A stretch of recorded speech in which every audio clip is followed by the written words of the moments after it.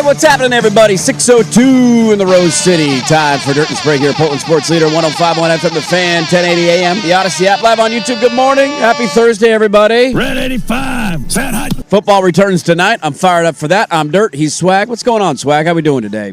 Well, I almost had a heart attack last night. You thought your guy was going down. I thought Freddie Freeman died going for a pop foul into the Royals dugout. I still have not seen this. So he's ranging over to the first baseline and just stumbles on in. So he takes a glance midway, and he sees there and making sure you got some room. Making sure, and you thought, Glancing. okay, he's checking for the railing. Yeah, see and where it is. See, maybe he tries to. Oh yeah, I mean, it was just it was Chevy Chase like Saturday Night Live. He just disappears. Where did he go, Freddie? Our buddy Steven Nelson was in the booth doing the Dodger broadcast this week, calling the games. Yeah. So who knows where Joe Davis is? Right. So he's in there with Oral, and you just hear, oh no, oh no, that's not good. That's and then there was about 45 seconds of silence while everybody runs over there. The Dodgers trainer sprinting across the infield from the Dodger dugout to the Royal dugout. Isn't it funny how not good gave you one of those? Not go. That's not good right there. This was so. How have we not had the technology to why do we not have like a swinging gate like we have in hockey? Yeah, you got a line change. I don't know. You swing the gate open to take the field. You just close the gate, especially at that end of the dugout. Yes. I understand next to home plate, where batters are coming in and out. Yeah, that makes a little more sense. But there's people over there. Why in the middle of the dugout? This was at the far end of the dugout where, your trainer and your interpreter and, the video guy are over there congregating, trying to hide the fact they're smoking a heater where the TV cameras. Nobody could see us. So there's nobody over there. Wait, what are we? It's funny how sometimes you can have moments like that and it leads to an actual change. Like this happened to the Giants years ago. They used to have their bullpens on the field, down the foul lines. Yeah. And it was the dumbest thing ever. And everybody said the Cubs had that forever at they Wrigley. did. And some of it in the older stadiums. You just didn't have room for it. It was the way it was built. But now in modern technology, you got the money, you can move it, carve out a bullpen somewhere else in the outfield. The only ones that were still on the field were the A's, but there's 8 miles of foul territory. A little bit different. They were a little off the field. They were more preoccupied with the flowing That's where sewage. You had to have the extra kid just over there in front of the catcher. Hang out. Look out. Here comes the ball. Heads up. I got to field this one. Who's catching foul balls. But there was a guy years ago who was chasing down a foul ball, and he tripped on the mound, smacked his head into the ground, and got a concussion. And they were like, all right, we should probably move these. And what did they do the next offseason? They took him out of the field. They put him out in center. You took somebody getting hurt. So maybe this is the driving force to get our hockey gates in Major League Baseball dugouts. Yeah, I would imagine. Long overdue. Dodgers got a few bucks. You can handle it. It. Probably install something It there. is so funny. I'm watching the highlight of it, and he just disappears. And he just disappears. They eventually show some gal in the stands who looks like she's legitimately crying. Looks like I know. Like he's dead. My God. Freddie Freeman died last night. So this is after. So the Hops took care of business last night. Whoa. Hops are not out of a playoff spot, by the way. Somehow, some way. Okay. They're only 4 back. They're closer to the playoffs than the Mariners. That is a low blow. Whoa. Right out of the gate. Come on, man. So, Mariner fans out there. Called up some more kids from Visalia in the last couple of weeks. Get some more bodies out there. Some dongs last night. Well, I'm glad Freddie Freeman is alive. Me too. Everybody's still breathing. He's got a big 4-gamer against the Brewers this weekend.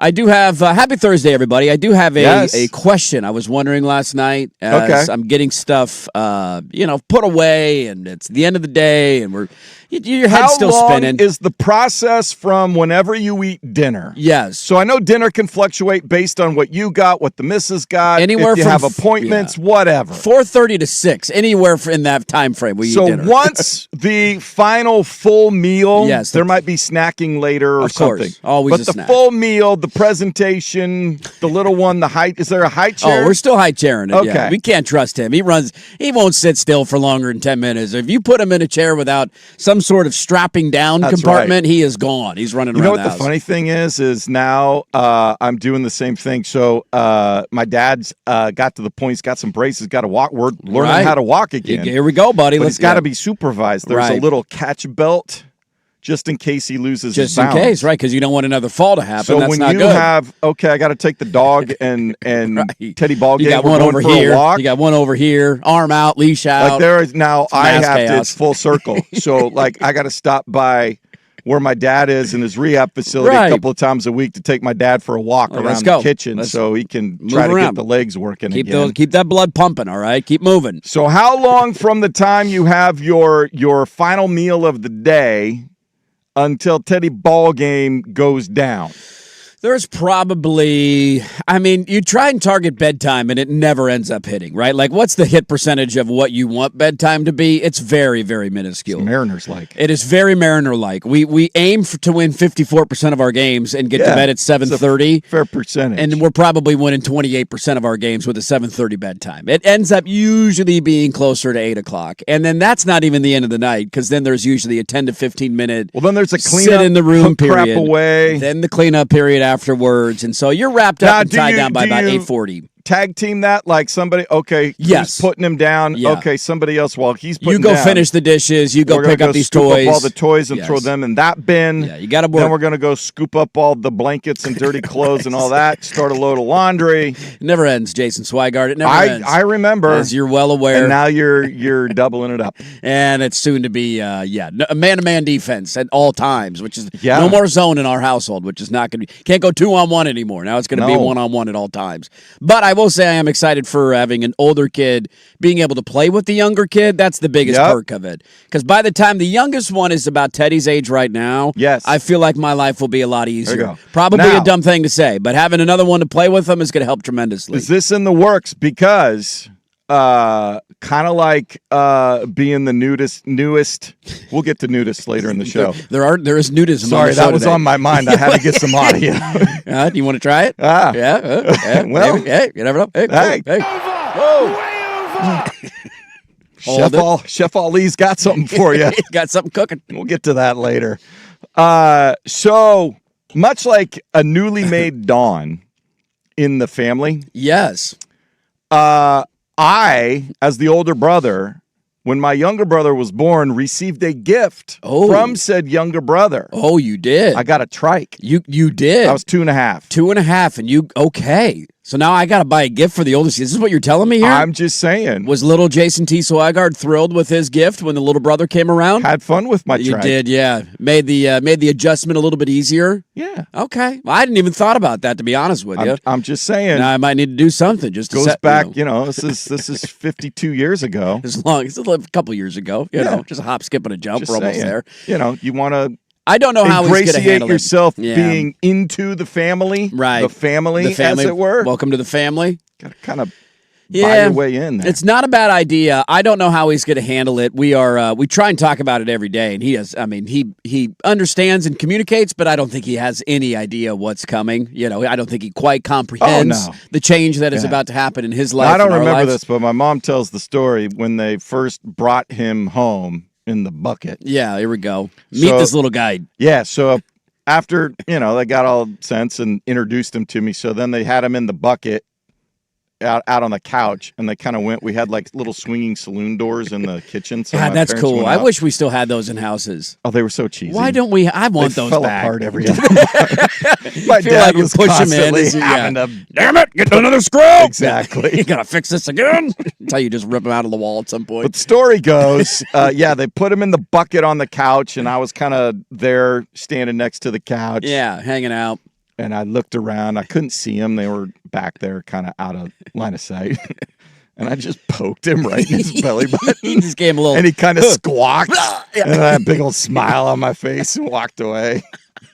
That's a great start to the older brother, little brother relationship. This is how things work. Welcome to the family, kid. Boom. Here's a poke right in the belly button. Fortunately, he grew taller than me sooner than later. Yeah, he could beat you up at some point. Didn't take him My long to get parents there. reveled, I don't know, sometime when I was like in junior high and he was maybe in the 5th grade. Like I was trying to... I actually would probably I would probably chuckle. If we get a belly button poke, I'll probably chuckle. That's kind of a funny way to like, hey, welcome to the family. You're just trying to figure out what's this kid all about. Exactly. Is he ready to play yet? Can I quite do this? I will say when you bring up the height thing, I am very encouraged. Now, you never want to high step on your own 15-yard line because that's about where I'm at Teddy right now. Ball game in the upper percentile. Dude, we're 98th percentile height right now. Look at that. 98th percentile. I've never been 98th percentile anywhere close to that in my life. So I we're will tell early. you, It's early. on my 4th or 5th grade YMCA basketball team, I was playing center. So why you gotta sometimes do that to me, man? sometimes things don't always Why you gotta do that to me? Come on, man. Come on. Let me have hope here, okay? Allow me to dream, all right? Allow me to dream. Although, if he reaches your height, that's going to be pretty significant. I was going to say, if he's 6 feet tall, if you're he's going 6 to be feet tall, ecstatic. dude, that is a modern miracle. And I don't know how we did it, but I'll take it. I'm not complaining about it.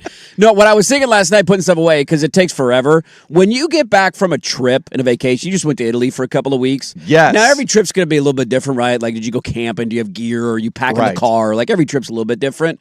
How long does it take you to feel unpacked upon arrival? Ooh. Are you like an immediate, we get home, get everything unpacked, laundry going, put it all away? Do you let it sit for a day or two? How long is that process for you? We got home late in the evening. Yes. So there it was. You turn around, come and do the show the next day, No, too. no. I didn't. You took the buffer day. I was smart enough about that. Smart call with the time change so and everything. we took one more day. And so we came home and basically just threw suitcases downstairs. You're exhausted, traveling all day. Yeah, and so she wanted to take a shower because we'd been on an airplane for 14 hours. Makes sense. Airplanes are disgusting. So that, you just did that. We checked the mail. That was pretty... And we just went to bed. But the whole next day, that was doing the cleanup laundry, day? Trying to get stuff put away. Is that how you normally are for trips, about a 1-day grace period, or does it linger? No, it doesn't. Because I'm trying to not let it linger. We don't do too much things that require like extra gear. Right. I've put the kibosh on camping. Not doing it anymore. I did so much as a kid. That's I really a smart call. did. It's a smart call. Nobody wants to sleep on the ground. No kidding. It's cold out. No, thank you. All right. I mean, I'm out. Stuff where we would hike into the national forest up on Mount Hood, Pacific Crest Trail. We did stuff. I remember there's a lake up there, Square Lake. I think it's Square Lake. And it was like a 5-mile hike in. So you got to carry your gear. You got to have your tents. You had to take everything. We had the tiny little pup propane. Like there was no big fire pits anywhere. Not that. It was gorgeous. Yeah, I'm sure it was beautiful. Wake up in the morning with great views. Summer, and the lake was pure, Yeah, go jump around in the water. It was great. Yeah, but that's a good time. I did so much of that. You're out. Yeah, I was putting away Teddy's stuff last night finally, and I still have 3 more bags to go on the dining room table.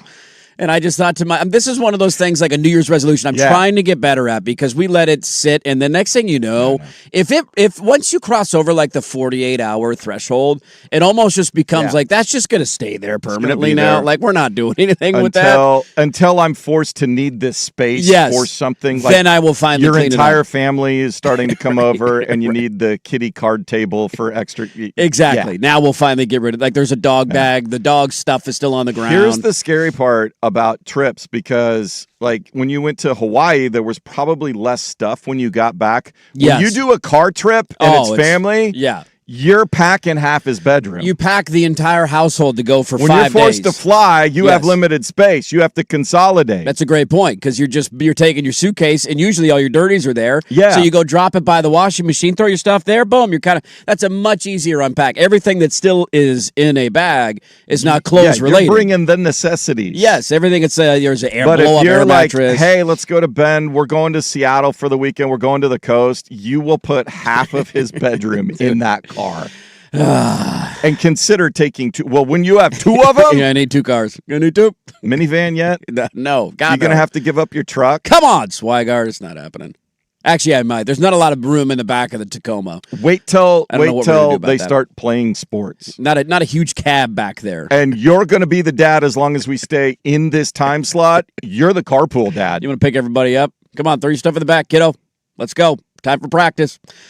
Yeah, I finally got his stuff put away last night. We'll see. I don't know if I'll get the other ones done today. I'll give it an attempt. I'm just curious for everybody. Like, I want to be one of those people that gets it done quickly, but I'm just too late. I'm just too lazy. No, Once you get home, like, you just want to sit down. You just want to sit. You've been in a car all day. Yep. Like, I don't want to. And then you go back to work. The big one's the laundry. You got to get the laundry going right away. The laundry is done. The laundry is done and folded and put away. That I took care of. But everything else, we're still sitting out. So we'll get there. We'll see if we can get there today. We do have a lot to get to on the show today. We have a busy show. We do have a busy show. It is, yeah.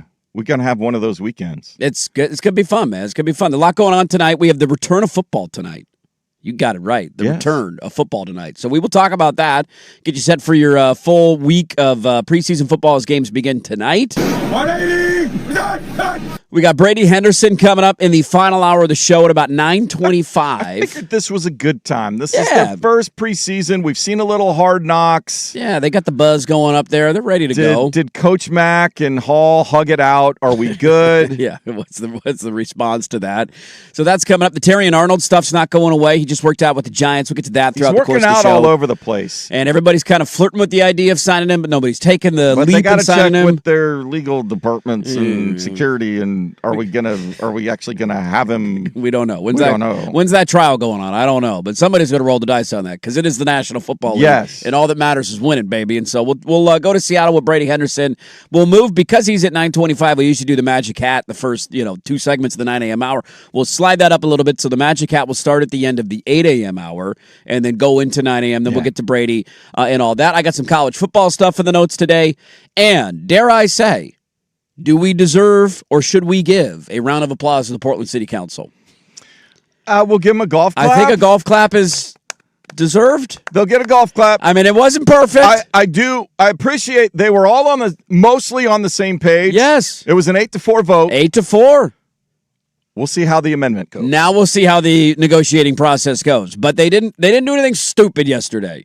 And one of the biggest maybe they did, but we got time to negotiate their stupid things, right? They needed to send a message. They got to have approve everything in place by December. And they did it. Because there's time factor on the state's piece. So the $365 million in bonds you got to do the renovations has to be they got to start getting that in place, and so stuff has to be in place by December. Yes. But there's something formal.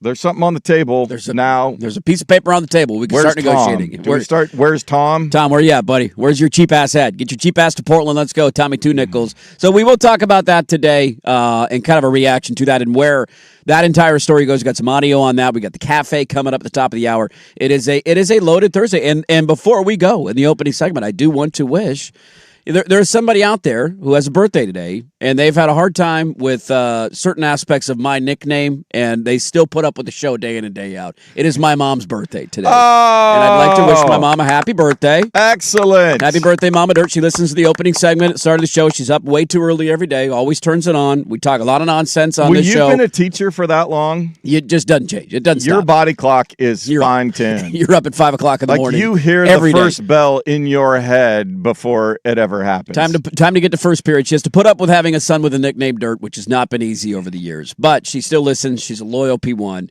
Love you, and happy birthday to Mama Dirt. Do you have something proper planned at some point on the weekend? Here's the tough part. Mom like to do? Here's the tough part with my parents at the age that they're at and the stage of life that they're at is you ask them, like, do you want to do something? Do you want to, and it's just an immediate no. Just an immediate, no, I don't need anything. No, I don't want. So I'm walking over there today after Teddy's nap. We live in the same neighborhood, so we'll cruise on up, hang out and maybe go out to dinner or something. We'll play it by ear from there.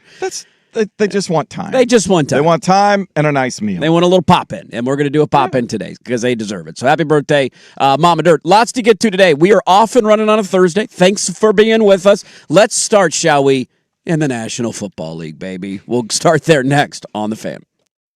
Now, here's a...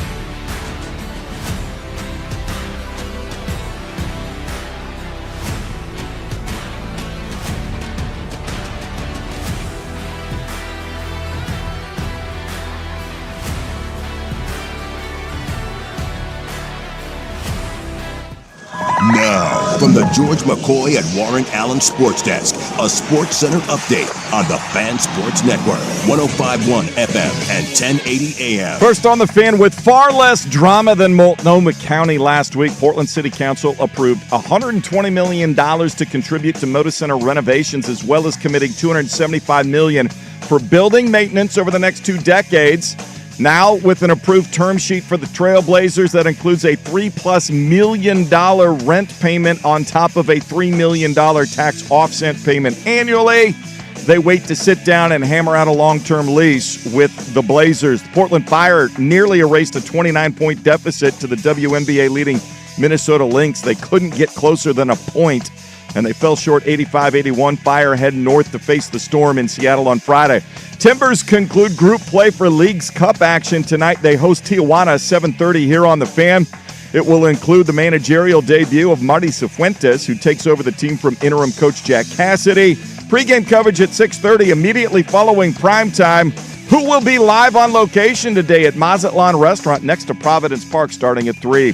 I'm Jason Swigard from the George McCoy at Warren Allen Sports Desk. Don't call your mom, call George McCoy at warrenallen.com. This is the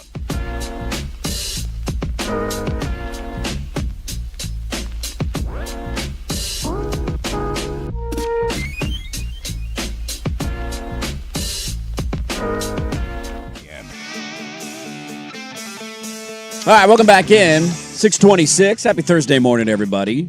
Cafe coming up top of the hour. A couple of funny thoughts from older siblings, younger siblings stories. I enjoyed this one. P1 Shane said we got our son Miles a gift too when his older brother or his younger brother came. It was born, but as soon as he found out he had to share mom, he did not care about the gift anymore. Now he loves his brother, so we got through that period. Yeah, there's an easy like, hey, this is happy. Wait a minute, I got to share you here? I got to share all my stuff now? No, I'm not down with that. Another one, bringing my younger brother home from the hospital. I was riding in the back seat with him, and I told my parents that the baby told me he wanted fries and a hamburger from McDonald's. I was 5. That right there. There you go. That's a veteran move right there. That's knowing what you want in life right there and going out and getting it. Yeah, we'll see how Teddy Ballgame handles it. Hopefully he handles it okay. It's coming, man. It's almost here. The countdown clock's on. We're getting bigger. I'm looking at it's middle of August. What the hell happened? The summer of dirt is almost gone, man. It's almost gone. But you know what's going to fill my hole for weeks and months to come? You know what's going to fill my hole. Blue 85! What's that? Last week, we had the Hall of Fame game on Thursday, which ended up being a great game. I was not here to talk about it. Still bummed about that. A little walk-off touchdown as time expired. One of the best Hall of Fame games I've ever seen. Hayes King, watch out, Bryce Young. Here Hayes he comes. King. He's going to Hayes take King. your job in Carolina. I made the comment, I wonder if people will look at him, because Taysom Hill is no longer a Saint. Yes. Will people try to possibly look at Hayes King in a Taysom Hill-like potential NFL career? He's a hell of an athlete, not quite as big as Hill, no, he's not, but he's more athletic than Taysom Hill. And so using him, what is he, 6'1"? He's a little undersized. 6'1", 6'1 and a half, like 220. Yes, 6'2" technically, but that probably means 6'1". 6'2" in cleats. He's probably about 6'1". A little bit scrawnier than Taysom Hill. But, dude, him running around, that was Georgia Tech's offense for the last 2 years. It was just him running the football and battering his body every Saturday. I was channel surfing last night trying to go to sleep, and ESPNU or the ACC network or whatever was playing Clemson, Georgia Tech. That was a great game last year. Early in the season, they pulled off the upset. It was just him like ramming his face into the line of scrimmage every play. That's all they got, man. Brent Key running the ball. So that was a great start to preseason. So we get a bunch of games tonight. I do want to dive into that. 6 games tonight. Yes, 6 games tonight, and then it'll continue throughout the entire weekend. We do have the Aaron Rodgers Bowl tonight, but the game is not at Lambeau Field, and everybody's bummed out about that. He wouldn't have played anyway. Why are they? Yeah. Why is the NFL teasing? I know that should have been a game on the regular season calendar. Or actually, is it a game on the regular season calendar? I can't remember. Do they play or do they play? Was that last year that I'm thinking? I think it was last year. Yeah, because he was given quotes about, are you ever going to go back to Lambeau, and will that ever happen? It does not appear that they're on because the NFL schedules, it's a formula. Like your opponents are already determined. They can't cook the books the way the NBA does with this stuff early in the season. Well, sometimes. I mean, you can't play everybody. I mean, the NFL would love to have a 30-game schedule and just own the thing, but crossover opponents, you'd they have push to it have far. 120-man rosters and not going to happen. So we have 6 games tonight. I do want to dive into that in a second. Did you see, though, this was totally random. We got some quarterback news to get to as well. The NFL is getting accused of using AI. Have you seen this story? That I haven't seen. So this is wild. So there's the podcast Move the Sticks, which was technically an operation of NFL. It was under NFL. The NFL umbrella. Whatever. NFL but now Media. ESPN's running NFL Network and media properties or something. That podcast is hosted by Daniel Jeremiah, or was, by Daniel Jeremiah and Bucky Brooks. Now, they ended it, and they are, I don't know if they're doing it together or if it's something else, but Daniel Jeremiah is starting a new podcast, kind of launching a new thing. He did not get kept because part of ESPN, when they laid off a bunch of people, there was a bunch of NFL Network people that are going away. I think Good Morning Football might be... Good Morning Football is getting the axe. Yeah, Good Morning Football is done, which is a bummer. Which is too bad, but hopefully those people will be worked into, or some of them will be worked into ESPN's Get Up. Because I can see who's the Kyle Brandt's the biggest name. Yeah. That guy I can see on Get Up. He's the biggest name. I don't think he's getting fired. SVP loves him. Yes, they're not gonna fire him, but the show will get canceled. But I don't know about some of the other ones. So they did this where people noticed that all of a sudden the podcast had been dark since June 4th. That was the last time a new episode dropped. I think that's when everything kind of came together with ESPN and NFL Network. And then randomly this week, there was a new episode of the podcast that popped up. Oh. Because if you subscribe to a podcast, you should go subscribe to our podcast. Did you know we're on Spotify? We're on Apple Podcasts. We're everywhere. The Odyssey app, go find Anywhere you can find a podcast. Anywhere you find it, right? Subscribe, and then you'll get updates when a new episode drops. So get like a little ding of, oh, look at that, a new episode's out. I can go listen to it, right? So all these people who follow the Move the Sticks podcast get this beep, oh, look at that, a new episode of Move the Sticks. And people go listen to it. It's very choppy.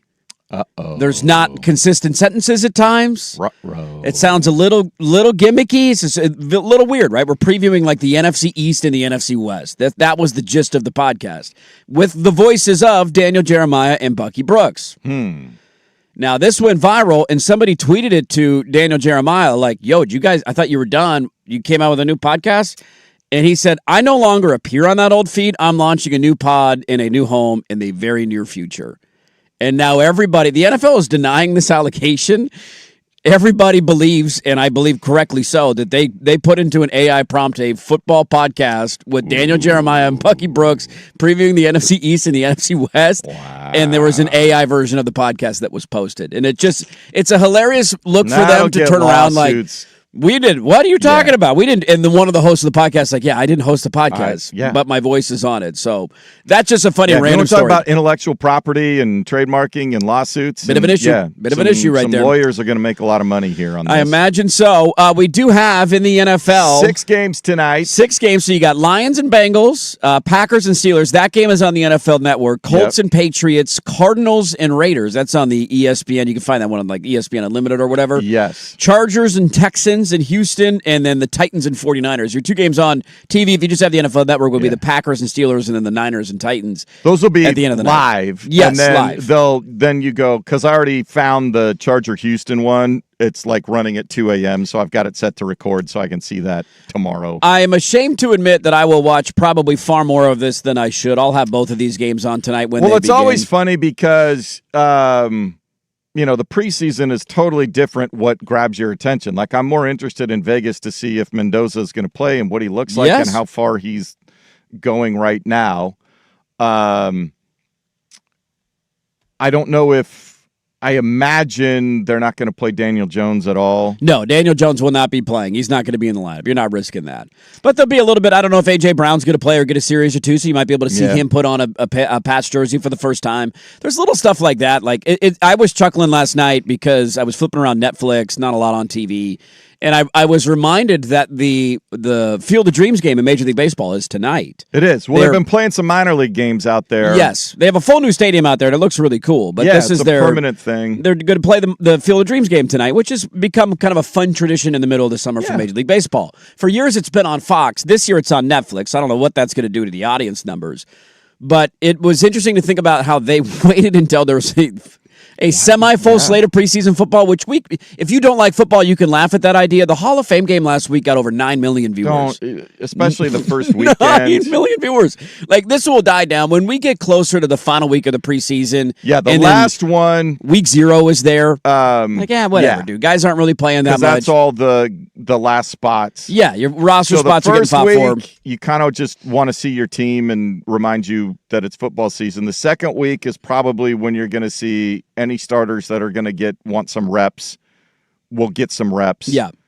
And then after that, it's, okay, put everybody in bubble wrap and get me to week 1. Do we feel fresh? Do we feel ready to go? If not, then we'll change it and play guys as we need to. I saw Bo Nix not going to play in this weekend, but he's going to play in the next 2 games. So everybody's going to be on a different timeline a little bit. Why he would play any preseason snaps, maybe a couple of series in one of them just to... It's a funny balance because I remember, was it Barkley that gave us the theory that he looked at the track record of teams who play or don't play guys in the preseason and how it impacts? Because there's a decent track record of teams who don't play guys who then usually offensively get off to like a 3-week, maybe not 3, maybe that's being aggressive, but there's a little bit of a lull offensively the first week or 2. Yeah, because McVay took it when he started with the Rams. We're not playing anybody. He took it to the extreme. Nobody's playing at all. We're just not doing that. Now, there's some positions where you kind of have to, like for an offensive line, because you need cohesiveness. Yeah, you want those guys working together. Depending on how many new parts there are. Yeah, I would play guys for a quarter. I mean, maybe not a quarter, but give them a couple of series. There's no harm, no foul. You're not going to call any exotic quarterback runs. Just get you quick, easy, get the ball out.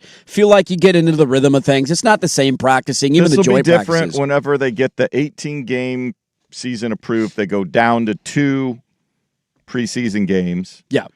And they'll probably, I would guess they would space them out further. Like you'd have one, they'll still do the Pro Football Hall of Fame game, so you get those 2 extras. You'll do one the next week, and then you might have more of a gap until that second game. Yeah. I think the teams almost prefer, to a certain extent, the joint practices because you don't have to worry about your quarterback getting hurt in those situations. No, they can So you're not going to get hit. You can wear your protective jersey, and so that at least protects your most important asset for a lot of these teams. And then you can get some throws in, and it's not on TV the way that these preseason games are. And so I would imagine teams prefer that a little bit. We do have a couple of quarterback notes if you care about this kind of stuff. Now, these games are not tonight. Cleveland does not play until Saturday, and Atlanta plays tomorrow. They play Denver tomorrow. They get Denver tomorrow. And we have the announcement that in a shocking development, Deshaun Watson will be the starter for their first preseason game. Well, but they already said Shedeur gets game 2. I love that we're doing this. One gets one, the other gets the other. So that was announced. He's going to start on Saturday, and then Atlanta announced that Tua is going to start their first game. Penix is still not quite ready. He's not contact. He said he gave a quote yesterday saying, "I could do anything except get hit," which is good in a certain sense, but also you play football. Exactly. A little bit of an issue. Going to have to work that out. A couple of quarterback notes out of the preseason. I will be watching tonight. I don't know why baseball would schedule. I always look forward to the Field of Dreams game, but I got to be honest with you, where I'm at in my sports life right now, I'm far more interested in Packers and Steelers and Niners and Titans tonight. And so that will be on my TV over being on Netflix and watching the Field of Dreams game. But I'll look for the highlights at the end of the night. Welcome back, preseason football. It's great to have you back. There you go. The full slate of preseason football kicks in tonight. Yeah, you got a good Saturday slate. And, of course, the final game of the weekend, Seahawks and Cowboys. Seahawks and Cowboys. Right here on the Fan. Sunday night at 5 o'clock. Little Sunday night football, man. I've been waiting all night, all day for Sunday night, Carrie Underwood. I don't think we have any national TV games. No, other than NFL Network, not the week NFL one. Network, but they just take the local feeds. Yeah, it'll be a local broadcast feed. So next week you'll get some national TV games because they like to work out the kinks, man. Work out the kinks. It's the preseason for everybody, and it begins, began last week, but the full week at least begins today. I'm excited about that. We got the cafe coming up at the top of the hour, and we'll run through some audio of what happened in the world of sports yesterday, including a fear for one team that maybe did not need to happen. We'll talk about that, and another team continuing to skid in Major League Baseball. But coming up next, an announcement of a retirement. How are we going to remember this player? We'll dive into it, talk about it next. 105.1 FM, The Fan.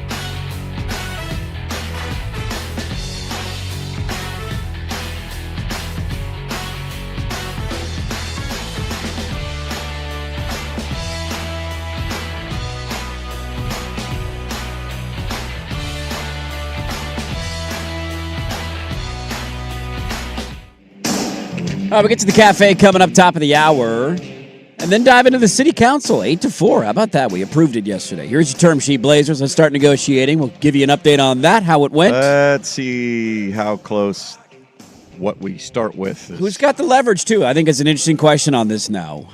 So we'll get into that coming up in the next hour of the radio program. Retirement news yesterday out of the NBA. This. And it was interesting where he's a guy who we've certainly had our rivalries with over the years. Certainly a player that if he's not on your team, you're not the biggest fan of him. But still a pretty legendary NBA career coming to an end yesterday. Russell Westbrook announced he's retiring. 18 seasons. 18 years in the NBA, 11 with OKC, and then was a journeyman, obviously, 2 in LA, 2 with both LAs. 1 in Denver, 1 in Washington, 1 in Sacramento, and 1 in Houston. So he bounced around a ton there at the end. Team to team to team, and was never quite, as he lost a step, right? Like that was always his biggest advantage was his athletic ability, averaging 30 a game. Never a great shooter of the basketball until you lose a step a little bit. You're just not quite the same player anymore. By the time he was in his mid-30s, it went downhill pretty significantly. But he would carve out a role and find a way to have an impact from time to time. And I'm going to be very curious to see how people remember Russell Westbrook because he certainly was a controversial figure. He was polarizing. A very polarizing player. But also, one of the funniest things that's happened in the last 15 years in the NBA to me is the idea that we spent the majority of my life under the assumption that I don't know if anybody will ever average a triple-double again. Because since Oscar, we had not seen anybody do it. It's been forever. Think about how long. When was the last time Oscar did? Like, when did Oscar retire? Do you remember? I don't know. In the ballparking? 60s. Like, it's forever ago. And we always thought, that can't be done. Nobody's done it in that long. Magic would put up triple-doubles. But not average it for the entire season. LeBron had 1 million triple-doubles, but never for an entire season. It's like, to me, it's almost akin to the idea of a guy hitting 400 in baseball. Like, the idea of somebody hitting 400 in baseball seems like, nobody's got to do that. And then imagine somebody does it, and then we downplay it. Yeah. After spending years saying nobody can do it, well, he's just stat padding. Well, he's just, he's loading his numbers on a bad team. And I don't care how you got there. There's a lot of guys who are really good on bad teams for the last 60 years in the NBA. And guess what? Breaking news, none of them were able to do it. He ended up doing it 3 consecutive years. And then did it again his year in Washington. He averaged 22, 11, and 11. So 4 total of his 18 years, he averaged a triple-double for the entire season. And yet I feel, in a certain way, I feel like he retires and he's a incredibly disrespected NBA player because he never had the ability to shoot. I think he will be remembered. I think he'll be more appreciated as time goes on. One, as we continue to see more of this load management crap, that dude showed up ready to go every single night, which was maybe the most admirable quality. Yes. He played his ass off every night. He was always in shape. He was always ready to go. From most reports, he was actually a really good teammate. Yes. And I don't remember any real off the court issues. No, I don't remember anything happening off the court. He would shoot sometimes, I'm sure, that drive his teammates nuts where you're like, why are you taking that shot? Then the on-the-court thing of, the guy was a nightmare to try to figure out how you're going to defend him. Right. But then sometimes his decision-making on the floor and recognition of what was going on at any given time drove you nuts. Yeah. The closest thing, and they played different games, so I'm not comparing how they played, but how they were viewed and looked at. For me growing up, Dominique Wilkins, the human highlight reel, who was just a physical freak. On a lot of bad Atlanta teams, right? They were playoff teams, but not championship teams. Yeah. He could fill it up. He could do all of these amazing things, but for some reason, his teams, when he was the focal point of the team, just could not put it all together. Right. Not that it was entirely his fault all the time, roster construction. They gave a ridiculous contract to John Koncak back in the day. Doesn't sound like a good idea. Paid him. Yeah, it was absurd for the time. It's peanuts now, but it was absurd at the time. So I view him in that light where I appreciated how he approached the game. You just wish you could have, been that little coach in his head talking to him at those key times. Is like, don't take that 3. Don't take that 3. Right. Don't run that fast break when you don't need to late in the game. Like, there's no doubt about it, little in-game decisions that he will regret. This is funny to look up. So Oscar is obviously known as the last guy to have the triple-double. And now we've seen Jokic did it. Did Embiid do it? Has anybody else done it? I know Jokic has basically done it every year. I can't remember if Embiid did it. Embiid might have done it, but maybe didn't play enough regular season games to, quote, qualify for it or some. I don't know. Let me ask you this fun trivia question. Jokic has done it multiple times. Yes, which is funny now because he's become the next wave of the guy. Like, he does it and he's not even a top 2 guy in the MVP conversation. And he's averaging 30, 10, and 10 every year, shooting like 42% from 3, which is hilarious for a center. Now, some of that is he's won too many MVPs. We can't give him any more. Yeah, no kidding. Well, we went through that with MJ, and that's why we absolutely did, right? And other guys has one, and somebody else is like, no, MJ was the best player for 10 this is years. a fun trivia question. Oscar was known as obviously the first guy to do it and the only guy to do it for the longest time. It was an iconic thing in the NBA that he did it. Do you know how many times in his career Oscar averaged a triple-double? Now, I do want to say there was a point in time, and I think he started his career before assists became an official stat. I have his basketball reference up, and it's 61 he won Rookie of the Year, and it counts assists in that year. Okay. It says he averaged 9.7 that year. I think he might have only done it once and no more than twice. He only did it once. Yeah. It was in the second year of his career. 1962 was the last time until Russell Westbrook did it in, what was the first year average? 16-17, the first year without Kevin Durant. He won the MVP and he averaged a triple-double. So we went from 62 to 2016. That's how long the gap was. Gave an MVP, and then he did it the next year, and he finished 5th in MVP voting. So he went from winning the award down to 5th overall. He'll obviously be remembered here locally, the shot and the clap and the wave, the OKC series and all that stuff went down. I read a great sports book years ago, and it was the idea of basically, it's a very easy book to write, but it's fun. It's a fun thought experiment. Basically, like the biggest what-ifs in sports history. What if the Red Sox never traded Babe Ruth? What's the legacy of them? And right? Like, you go down these different rabbit holes. It's a lot of fun. The Blazers were in there. What if they drafted Michael Jordan? Like, there's a lot of those of like, how do we look at the organization and the history of the league and how different is it if just one little decision was changed? And I will always have that for his career. Like, they went to an NBA Finals. They then traded away James Harden, who was their third best player. They would have kept the three of them together. And then you're up 3-1 on the Warriors in the Western Conference Finals. You blow the lead, but clearly you're one of the best. Durant had just won an MVP. Like, you're one of the best teams in the league. And in that moment, the best player on his team walked away in free agency, and they got nothing in return for him. And then he wasn't able to get over the hump on his own. They tried the Paul George stuff, and they just spun their wheels. Now OKC is what OKC is, and they just won a title 2 years ago. But that will always, for me, be when I look at kind of the landscape of the league over the last 15 years, if Kevin Durant had not made that decision, does OKC win a title or two? Because I would have picked them to at least get to win one. They would have been in the mix. Do they win multiple? I don't know. And how do we feel about the Golden State dynasty, right? Like, do they just have the 2 championships and that's it? The one that they won at the start and then the one at the end? Does LeBron have 3 more NBA championships? Because they were in the finals every year. Yep. He went to 4 in a row and won the second one and then lost the next 2 after losing the first one. So does Cleveland win the next 2 NBA finals if Kevin Durant doesn't join? And what's the legacy of LeBron? It's funny with Westbrook retiring. I thought about that yesterday of like, that's such an inflection point. Was Scott Brooks the coach of that crew?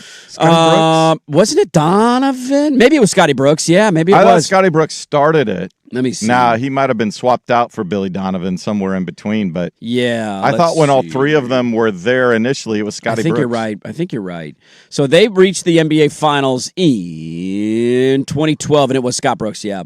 The year before that, they were in the conference finals and lost to Dallas. That was the year Dallas won the championship.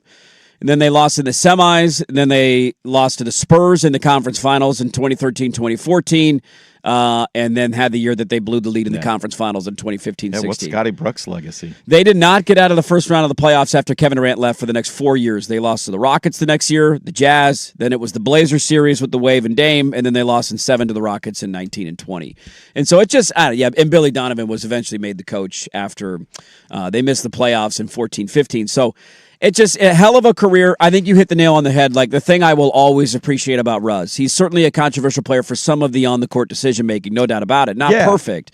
But the way and the effort that he played with every night. He never cheated the game. There is an idea in that league right now that I think just kills it with the average American, if you will. But, like, the idea that I can spend money to go see a game because somebody's going to be in town and then they don't play. Yep. And it just is it's a spit in the face of the hardworking person who's trying to spend money to take their kids or their family or whatever, go with their buddies to a game, and then Victor Wembanyama's not playing tonight. That's great. Cool. That was the guy I wanted to see.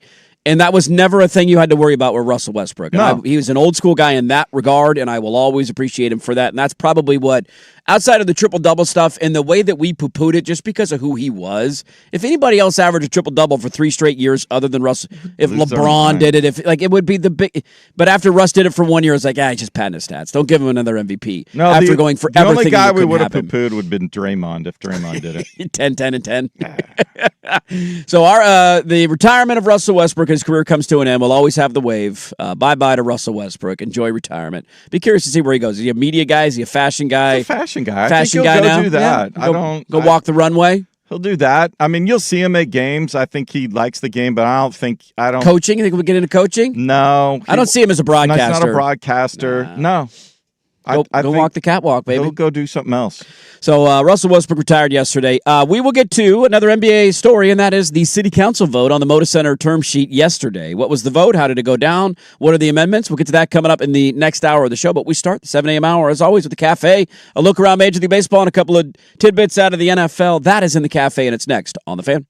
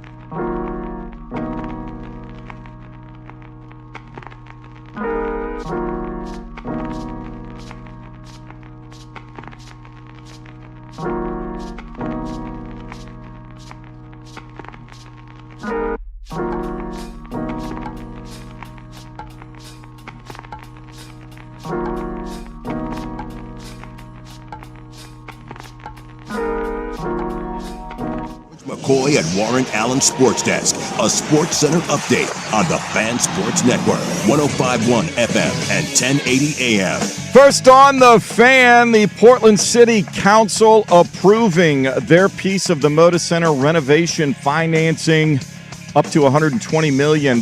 They also commit $275 million for building maintenance over the next 2 decades. And now it's time to get down to business with the Trailblazers, trying to hammer out a renovation agreement as well as a long-term lease. They hope to do that in the next 2 months. The Portland Fire were down 29 to the Minnesota Lynx midway through the game. They got back to within a single point late in the fourth quarter, but could not get over the top and fall short 85-81. The Fire now head to Seattle Friday to take on the Storm.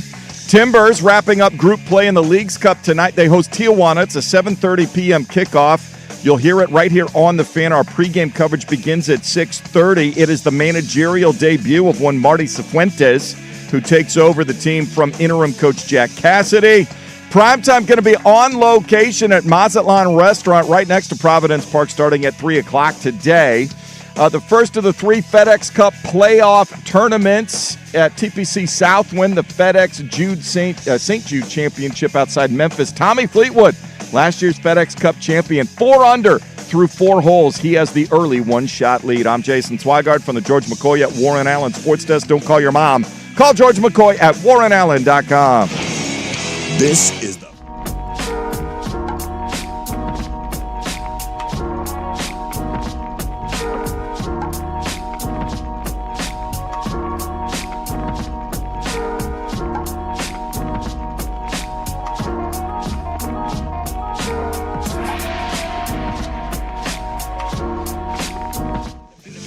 Hey, welcome back in. Hour number 2. Dirt and Sprague here, Portland Sports Leader, 105.1 FM, The Fan, 1080 AM, the Odyssey app, live on YouTube. What are we doing here? We're doing a lot. We're doing a lot today. It's been a fun show so far. 1 hour down, 3 hours to go. We got the Magic Hat coming up in the next hour. We got Brady Henderson in the final hour. And NFL football will be back on your television tonight. And you know how that makes me feel. Red 85. San Hot. Makes me feel fantastic. I do have it's a great text that came in, and it'll just be a question before we enter into the cafe. They're a little busy today. We're waiting for our table. That's okay. Somebody asking if we need to clip the what if segment and put it on YouTube. Fantastic questions, and I need to share with my friends so we can get into a massive argument tonight while watching preseason football, which I love the idea of that.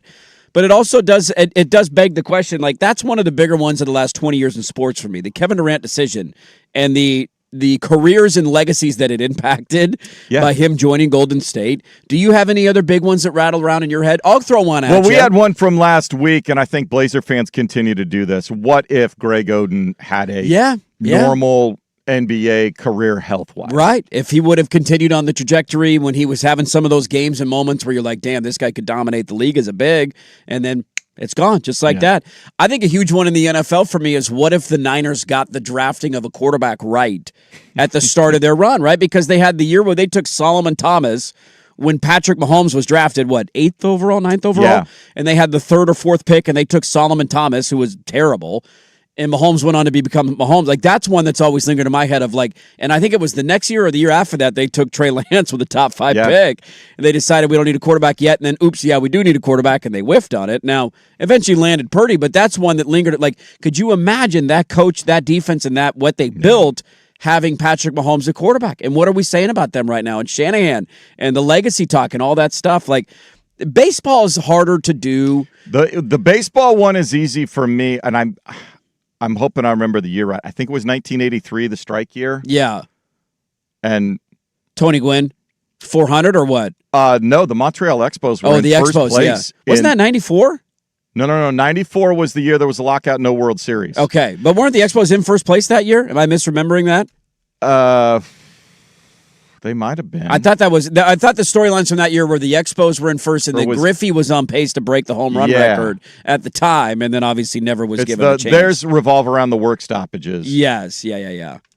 Yeah, those are the work stoppages would be big. Historically speaking, there's some big ones you can point back to, but like in terms of player movement or acquisitions or that kind of stuff, like you could certainly put different guys on different teams. It's a fun thought experiment about how different things could be, right? Like in college football, a big one for me for the last 10, 15 years is what if Nick Saban worked in the NFL and he didn't go back to Alabama? Yeah.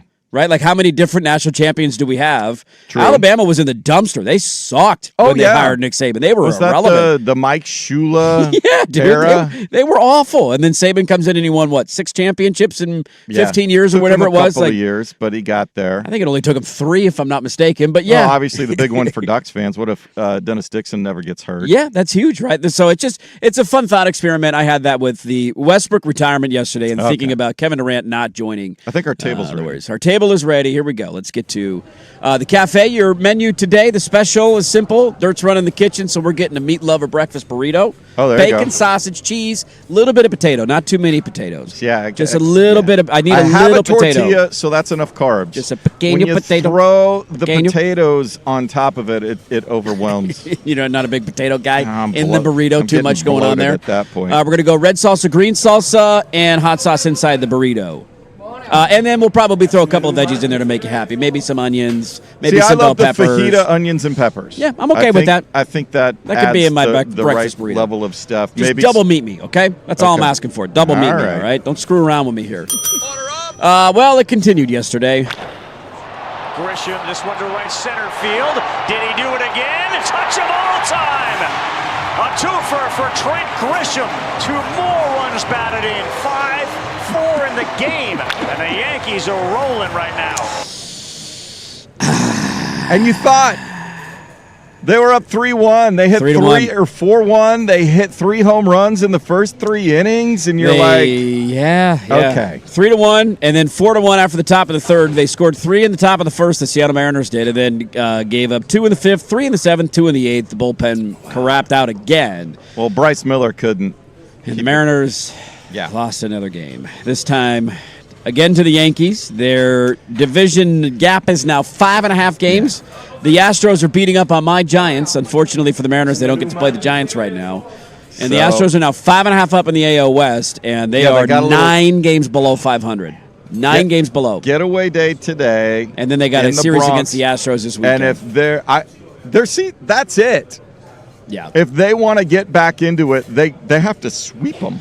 Let me see the wild card standings right now. They are. There's too many teams. They're like 5 back, but there's like 6 teams between them and the last wild card slot. Yeah, they're 4 games back right now, but Baltimore's ahead of them, Toronto's ahead of them, Cleveland's ahead of them, Detroit's ahead of them, and Minnesota's ahead of them. And then Texas right now has the last wild card spot at 60 and 61. So Not looking great right now, Bob. Not looking great. 10:35 this morning in the Bronx. They got to go against Max Fried. Yeah, have fun with that. Good luck, Logan Gilbert. You score 3 in the top of the first. You're thinking, hey, the offense is going to show up tonight. Then the team gives up 10. And then you got a weekend series in Houston. Yeah. Not going great in Seattle right now. T's and P's to Mariner fans. And I think when they get home, like their next homestand, it's the Phillies and Cubs. Ooh. Not getting any. What are we doing here? Probably not going back to the playoffs. There should be, I don't know if there will be, there should be a major house cleaning if this continues this year. Yeah. Everybody's like, we talked about it. Fire Dan Wilson. I go, firing Dan Wilson isn't going to solve the bullpen sucks. It's not his fault that the bullpen sucks. So it's not his fault that certain guys can't. I don't know. Now, if you don't think Dan Wilson's the guy moving forward or whatever, but you went to the ALCS last year with him last year. Just start over. Yeah, that's a cleaning a house. Order up. I mean, not really. If I were the manager, I'd probably do it too. I mean, he walked me through everything, and it all made sense. So, wish I could have gone more, but kind of is what it is. That is Paul Skeens yesterday. He was pulled in the 6th inning. It was Tuesday's game. Or Tuesday's game, my apologies.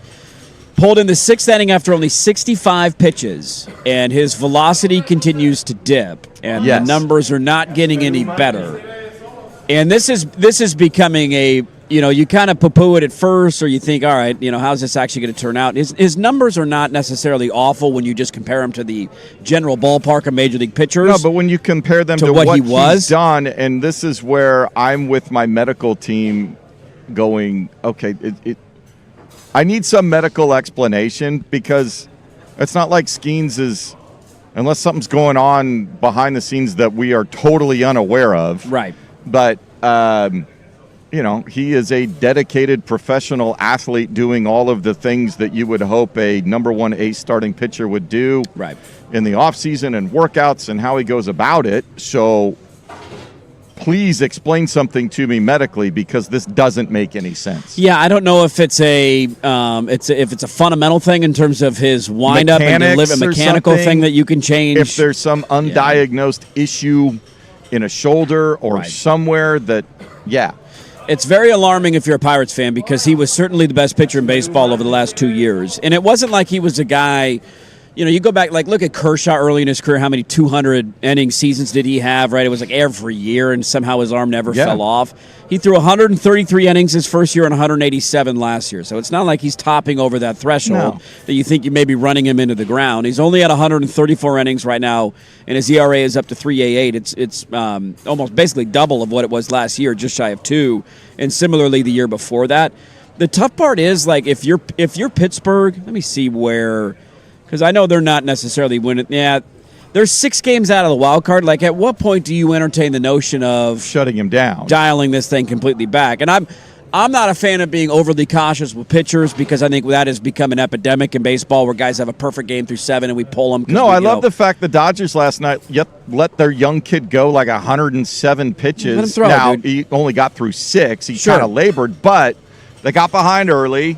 They didn't panic. Yeah. And they let him go out there for 107. You got to learn how to work your way out of a jam. Worked his way out of it. Eventually, they got him the lead, and there you go. They have lost 3 in a row. The Pirates have, one of those being Skeen start on Tuesday, and there's 6 games out of the wild card spot. You're encroaching on that territory of what's the point here? Because these numbers continue to go down. We got to figure out what the hell's going on. They got to figure it out. And you are, if you're the manager, if you're the GM in that, the owner going, What? Somebody point to something. Somebody go through all of the video and see how he's changed his motion or something. Right. Because this doesn't make any sense. Because it's one thing for a guy to come off a UCL or a Tommy John surgery, and you're like, all right, he was pumping 98, now he's pumping 95. We'll work his strength back up. There's not been some significant tear or injury that we're aware of. He still gets to go home to Livy Dunn. Yes, he does. Life's not bad for Paul Skeens, but he's trying to figure this out right now, and Pirates fans I know are a little alarmed. Everybody's alarmed. Uh-oh, what's going on here? Order up! Because we want to be aggressive in every way, whatever we can do. Find everything out we can about any situation, player that can help us be better. Probably, I would say that's it. You try to, the margins are tight in the National Football. You try to win a game. You come up with a good play. You can find a play on the internet that somebody puts out there that one of your opponents is running in practice. Man, you look for those too. So we're looking for players that can help us all the time, and he's a player that can help us. Now I know your next question, follow-up question, is going to be, his circumstances and that's something that also the organization has studied very deeply. I've got an overview of it. The organization has looked at it in depth. If there is a decision to be made on any player that you don't want to go there with a player, then this organization, they won't go there. And so that decision would also have to be made. Just understanding everything that goes on with that. It's more than just what you read in the papers, though. You got to find out exactly where everything stands. And I do know that our people do a great job of that. That is John Harbaugh yesterday, and they worked out Terrion Arnold, who Seattle had just worked out, and that was highlighted on Hard Knocks 2 nights ago. Certainly from a talent standpoint, nobody doubts it. There's a market for him. The question is the off-field. The reality of the NFL has always been and will always be there is a scale of talent versus crime we're willing to put up with. And if you are a practice squad player who's accused of doing what Terrion Arnold did, you are not playing in the NFL ever again. If you are Rashee Rice and there's video out there, somebody's going to give you there's at some point you're going to get another opportunity. And so that's the thing about him, that teams are working him out because he's a hell of a player. We don't have to like the system. We don't have to like that's the way it operates, but that's the way it's always going to be in the NFL.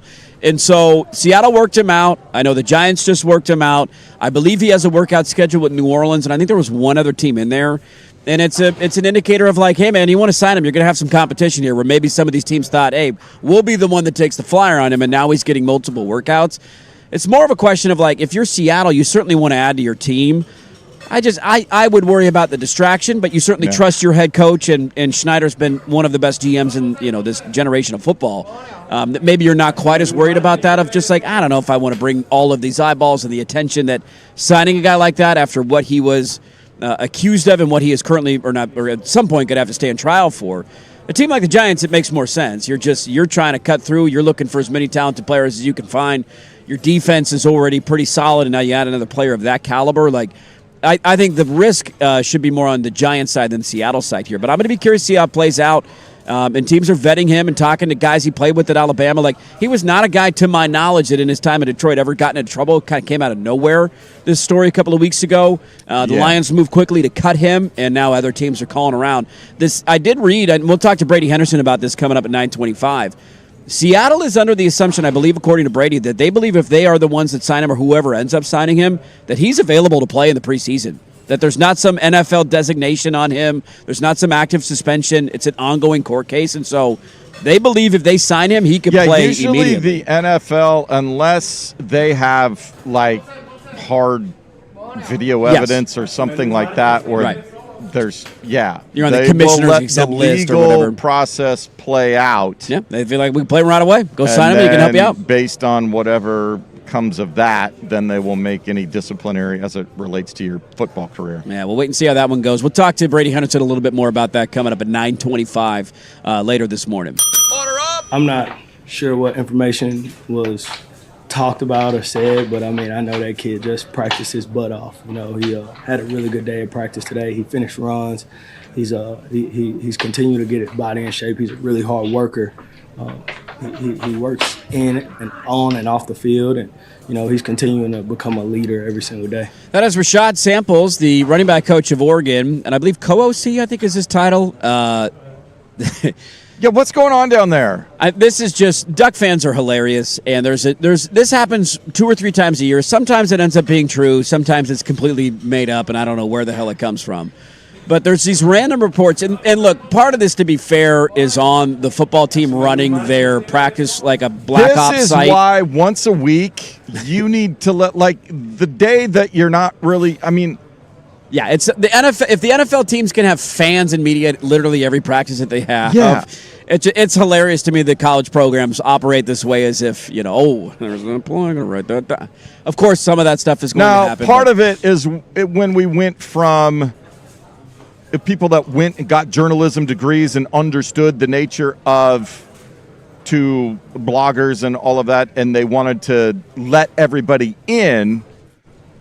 So, we lost the balance. Yeah, it was trending on Twitter yesterday that Jordan Davidson, number 1 running back, was out at Oregon, like 6 to 8 weeks or had something. Broke his collarbone and was going to miss 2 months of the season. And he was coming off, remember at the end of last year, he had the injury and then it re-injured against Texas Tech, and he was not able to play in the Indiana game, which is part of the problem that they had in that final game of the season last year. And so everybody collectively just moans and groans like, oh, God, here we go again, already an early injury. And we've seen a couple of those throughout camps. USC lost their starting center last week. Some USC fans think it's a big deal, others don't. But their starting center went down. Well, there's kind of 2 ways for the Ducks to fix this. One is open up a portion of practice when he's out there going through drills, or 2, make him available to the media. And the irony of it was you had Samples talking, and he gave that answer. He's like, I don't know what you're talking about. He just practiced. Everybody confirmed who has sourcing down there that he was at a full participant at practice yesterday. And then the team on their social media feeds, kind of knowing that this was happening, put out highlights of him in practice running through people saying, okay, he had a great day. Here's a long run. Here he is. Jordan Davison. He's okay. So I remember this happening with DeCorian Moore early in the year last year, where there was a moment where it kind of a viral trending thing online of like, ooh, he's hurt, he's not going to play this week. And I remember asking somebody, is he not going to play? And the response was, he was just at practice. What are you talking about? And so just be careful sometimes with the social media trends that happen. Just an early lesson to Duck fans. Sounds like Jordan Davidson's okay, and according to Rod Samples, he was at practice yesterday. Order up! It's pretty incredible. The people are great in Louisiana. The passion, just walking down the street is pretty incredible. Just, the way that they love the state and put on for the state, it just makes you want to be here even more. People around the facility just showing so much love to Baton Rouge and the entire area. It's just been a blessing being out here. I really didn't even, I'm from Oregon, so Louisiana kind of felt almost fake to me in a way. I didn't think it was a real place. But after being out here, I just love the trees, and I've always wanted to be in the South. The humidity obviously was something I had to get used to, but I love it now. I love the way it makes my skin feel, and everything like that. So it's been amazing. You like the way the humidity makes your skin feel? No. No, you're not a humidity guy? I needed a shower 4 times a day. Sam Levitt down in Louisiana. The main reason I pulled that one, I'm very curious to see how he does this year. Local kid, obviously. He's going to be a headline quarterback this year in college football with Lane Kiffin and that Ole Miss game and everything going on. Westland kid's going to be one of the biggest talked about names in the entire sport. It was mainly just the joy of hearing somebody from Oregon saying something that everybody who's not from Oregon says about Oregon, if that makes sense. Exactly. Like, oh, you got the Oregon Trail out there? What's going on? What? You got roads? Like we still have covered wagons. It was just funny to hear somebody flip it and say, I didn't even know Louisiana. And we all own horses. We do. Horse and buggy. That's how I get to work every day. Just in the early on field work, has anybody maybe popped out or surprised you in a way, just in terms of their progression from the spring to the summer? No. Everybody's just working. There's a bunch of nobodies. We'll see. We'll see if anybody becomes somebody as we play some games. Bunch of nobodies down there in Clemson, South Carolina. And the irony is not lost on me that those back-to-back clips are from two teams who are going to play each other in week one. And there you talk go. about the boom or bust of a win on either side. If LSU comes out and lays an egg in their first game and loses to Clemson. Your philosophy, nobody giving us a chance. I mean, you got to do what you got to do if you're Dabo at this point, right? You got to rally the troops however you got to rally the troops. It's just the loser of that game, oh my God, because LSU will freak if they lose to Clemson. The schedule's only getting harder from there. If Clemson loses, they're already in this weird spot. They're already in a weird spot. They're still in the ACC. Do they play Miami in the regular season? They do. I don't know. That's a great question. I do not know. It would be very ACC of them for those two teams to not play. But there's 400 teams in the ACC. There are. That is factually correct. Who's 400 really teams. not in it. 400 teams plus Notre Dame. They do play Clemson. Clemson hosts them on October 3rd. Okay, so you lose that. You got a month to get your crap together. Yeah. It's just funny to think about the ramifications of that game, and I love Dabo. Nobody give us a chance. Last but not least. It's time to get going. We stepped up. We brought our best offer forward. This is our starting point. Now let's start talking, and that's the most important point. FM, the Fan. Time to open the door to the Blazers. This is the Blazers Report, brought to you by Ponderosa Garage Doors, Portland's repair and installation experts. It's time to get going. We stepped up. We brought our best offer forward. This is our starting point. Now let's start talking, and that's the most important point we'd like to really take out of this today. It's funny. We had Wright Gazaway in studio yesterday. He was awesome for the entire last hour. We chatted for a bunch after the show. I have not followed this stuff, obviously, as closely as him, but it certainly impacts our livelihood and the future of our sports fandoms in this city. And he gave me the indication, I think it's going to be an 8. He didn't want to say it on the air, but he gave the indication. I think it's going to be 8-4. Ended up being an 8-4 vote, and so all the nonsense the council has done. We can discuss the amendments, and we'll get to that in a moment. But at least as a signal of, hey, we're here to play ball, it was a great first step, and they voted 8-4 yesterday to start the negotiating phase. Blaze Report brought to you by Ponderosa Garage Doors, where they are taking service to new heights. Call Ponderosa today or visit them at ponderosagaragedoors.com. Hey.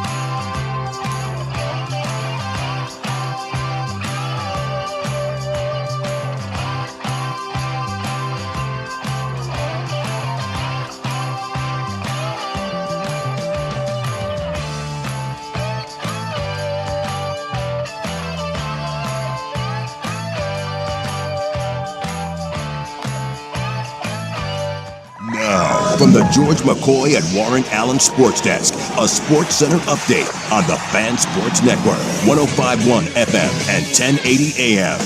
First on the Fan, everything seems smooth at Portland City Council on Wednesday as they added some amendments but did approve a term sheet and a financing package for Moda Center renovations and ongoing maintenance. $120 million would be for renovations, and then $275 million over 20 years for building maintenance.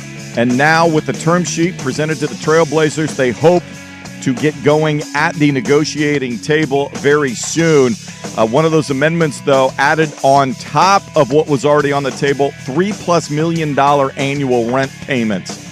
Portland Timbers wrap up group play in Leagues Cup tonight. They host Tijuana, 7:30 kickoff. You'll hear it right here on the Fan. Our pregame coverage starts at 6:30. It is the managerial debut of one Marty Cifuentes, who takes over the team from interim coach Jack Cassidy. Primetime going to be on location over at Mazatlan Restaurant right next to Providence Park starting at 3. FedEx Cup playoffs beginning today. It is the FedEx St. Jude Championship. Tommy Fleetwood has the early lead 4 under through 6. One shot clear of Pearson Coody and Harris English. Scotty Scheffler now on the course. He's 1 under through 4. I'm Jason Swigard from the George McCoy at Warren Allen Sports Desk. Don't call your mom, call George McCoy at warrenallen.com. This is the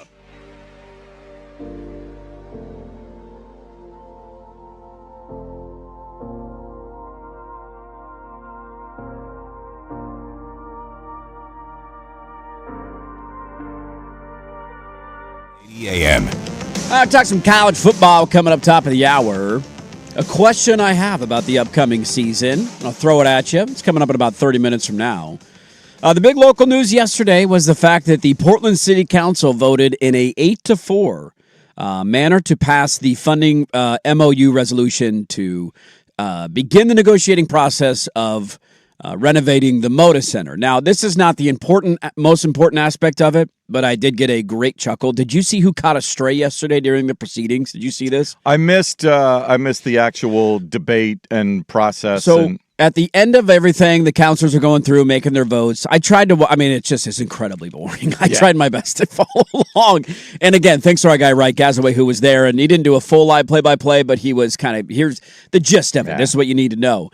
Counselor Novick, who was the one that kind of threw this into a bit of a tailspin with the threat of the lawsuit weeks ago of like, well, first class, it's got to be first class, we'll sue you. And then that sent everybody into a tizzy. I will say he had a hilarious line in his he was making his closing argument. I believe he ended up voting yes for it, but don't quote me on that.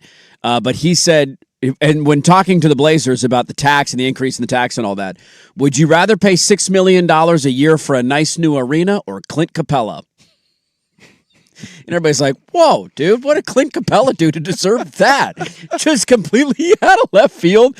So that, look, it's not the most important thing, but I did chuckle out loud when I saw that quote. It made me laugh. And Clint Capella somewhere just catching a stray, $6 million a year.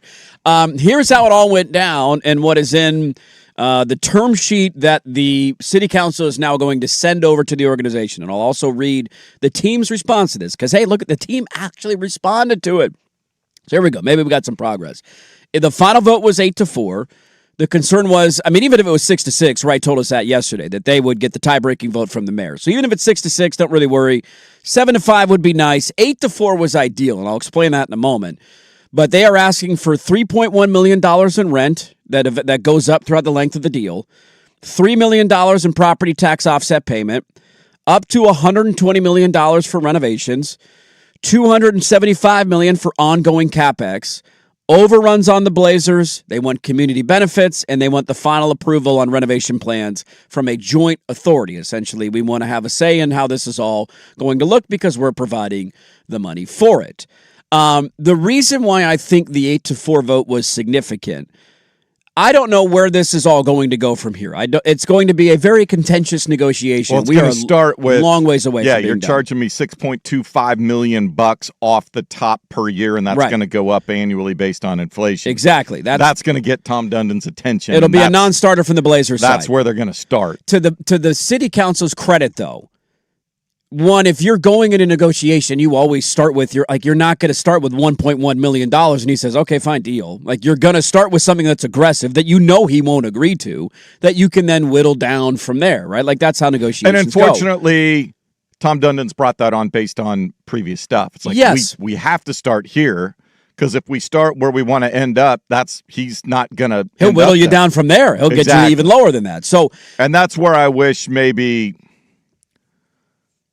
there had been more of an understanding initially when things were presented to him when he purchased it. Here, this is what the package looks like, so that you could just go, hey, if we do this, I don't want to go 12 rounds with you. Sign the damn thing and let's go. Here's what we want. Just get it done. And now that's not going to happen. And so fans are still – nobody's convinced yet. Well, no, so this certainly was not going to go. The vote yesterday was never a indicator of this being I'm just glad done. there wasn't more nonsense wrangling behind the scenes of we shouldn't be doing this. No, and that was like when you look through what they're asking for here, and this is why I think if you missed our Right Gazaway interview yesterday, I recommend going and listening to it, because we can follow this story locally. How it pertains to the rest of the league and these other deals is what makes it interesting to me. Because when we think of the Portland City Council, we don't have a very positive opinion of them. No. I can't imagine their approval rating is very high, but it is Portland, so you never know. And there's probably this theory in your head of like, oh, God, we're asking for these asinine Portland-related things, and we're going to find a way to screw this deal up. And that's where it was enlightening from Wright yesterday, because he's gone through agreements in Oklahoma City that they've worked through, Orlando that they've worked through, Sacramento that they've worked through. And almost every component of what the amendments are that the city is asking for from the team. Now, you could say there's a slightly different number here or there. They're asking for more, or a little bit more than another cities. market. But none of these are outrageous claims by the standard of other deals negotiated between cities and teams to renovate arenas. And then on top of that, I thought the biggest thing that the county and the city needed to do, because I have been of the opinion the entire time, if you get to this phase of it, the NBA gets more involved of saying, don't be an idiot, okay? The league cannot have local government entities putting $500 million up, over $500 million up, for renovations on an arena, and an owner balking at that over a percentage point on a increase in a this or that, because it would absolutely nuke them in any negotiation going forward with any local city, state, or county government when this is going to happen in how many different markets across the league in years to come. It behooves the NBA, and this has been the thought process locally behind the scenes the entire time, that there's been a wink and a nod from Adam Silver of like, if you just approve it and put the money forward, I will help get this thing over the finish line and tell Tom Dundon to stop being an idiot, because you're not going to find this deal. And we've gone through the pitfalls of every other market that they could potentially move to, and we don't need to do that segment again. And so last week, I believe the county vote, correct me if I'm wrong, it was 3-1, right? It was over 4-1. 4-1, thank you. So it was overwhelming. You only had one naysay vote. Nonsense, sure, but what was the end result, right? 4-1. It wasn't he didn't squeak by. It wasn't a 3-2. In this case, it wasn't 6-6 with the mayor breaking the tie. You had the majority of the city council in an 8-4 vote saying, here's our term sheet. This is what we want to start negotiating with. Now, again, to the larger point, we're a long ways away from the finish line of this thing. They got a lot of work to do. You got a lot of work to do in the next 4 months. But I, in a weird sense, yesterday saw this news and felt like a lot of the leverage, to a certain extent, is back on the city side here. And the Blazers released a statement in responding to this. Let me find it. I got it in my notes. Hold on. And then I'll give you some dates and what's to come and all that in the next steps. Here is the statement from Dwayne Hankins, the president of business operations for the Portland Trail Blazers. Quote, I want to thank Mayor Wilson, Council President Dunphy, and City Council for their efforts to this point. We appreciate today's actions and acknowledge there is still meaningful work ahead as we continue negotiations. Our goal remains the same, to reach a deal that allows the Trailblazers to succeed on the court and as a business, supports a thriving Portland economy, and creates a path for the team to remain in Portland for decades to come. We look forward to continuing to work with the city's negotiating team in good faith, addressing the issues that remain, and finding a resolution that allows all of us to move forward together. And so that was the response from the Blazers. A very polite and respectful response. It wasn't, this is you didn't get the anonymous piece last night for an Orem or a Quick article saying this is a non-starter, they can go pound sand, we're not negotiating with them. This is always the step that needed to take place in order to get to the phase where you can, to a certain extent, bring them to the table. We've now crossed that threshold. Now we see where it goes over the next 4 months. We do, and we'll see who comes to the table. That'll be the interesting part. Yeah. Is Dundon involved in these? Is it not? Are they reporting back to him? So if it's Dwayne and their legal counsel and whoever, some representative of, who's ever doing the design, the architecture, whatever. If I was advising the Blazers at this point, I would want to have renderings or something tangible regarding what renovations, what it's going to look like, where we want to put that money, and get it out and get it public absolutely as soon as possible. Yes, I think that would help. They are going to balk at the $6+ million annual rent payment. And we all know that. That can't be the first thing that goes public in being a non-starter. They need to provide, okay, if you're willing to put that up, this is how we envision using that financing. This is how we think it will benefit the public, and they need to start the conversation there. Yeah. If they don't do that, their PR people messed up. Right, because I think the PR right now is on the city council side. Like they have been ridiculous for 90% of this process, and a lot of it has been, look at me, we're having campaigns when Dundon's in town, we're not giving money to billionaires. Like it's been chaotic and ugly from the start. And then when it came time to vote on the term sheet, now again, the Blazers are not going to agree to these terms. No, that's what the negotiating phase is for. But I didn't view any of them as like, oh my, they're not asking for $10 million a year in rent. And so I view it as a lot of the PR wins right now are on the side of the city in terms of that. The county was obviously chaotic, but again, they voted to approve the funding up to $120 million in a 4-1 overwhelming manner. And so they have sent multiple messages to the NBA of saying, we're ready to play ball. Here's our money. Here's our the finances that you need in order to renovate. Here's what we promised that we would put up. Now, again, details, devil's in the details, and you got a long ways to go. But I think it's been a good PR win for them in that regard from the NBA standpoint.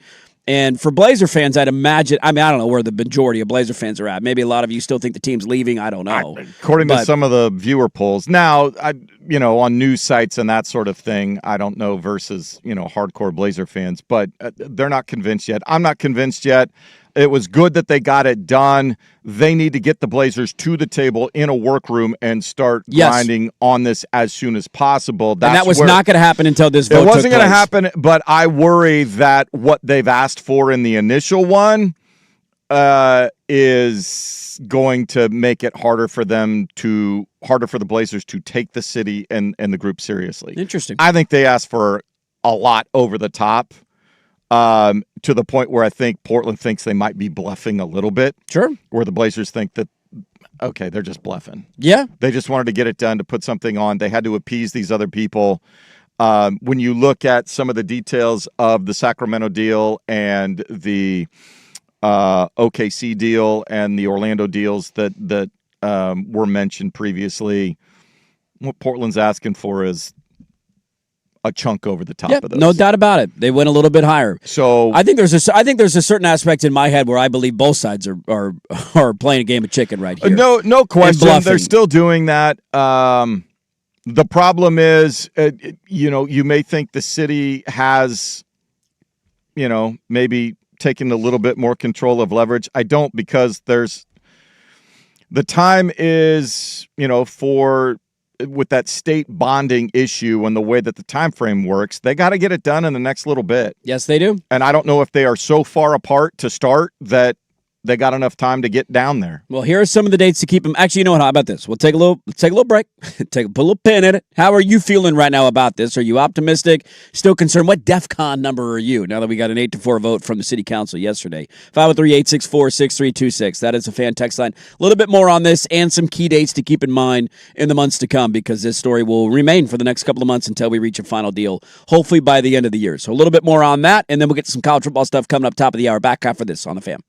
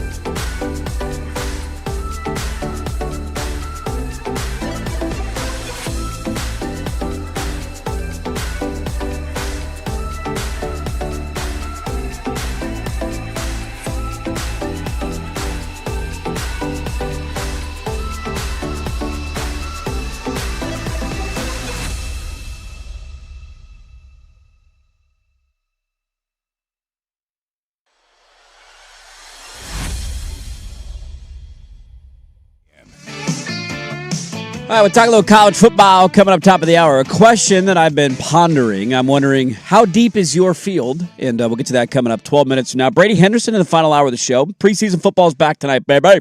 I can't wait. This stupid Moda Center crap. Can we just get back to talking about football? Red 85. Set hot. I'm so tired of it. But nonetheless, I remain optimistic. And maybe I'm alone in that world. I will say a couple of reasons why I'm optimistic on this and have been the entire time is that, one, I just don't buy the idea that there's a lot of viable options for the Blazers, and I haven't the entire time.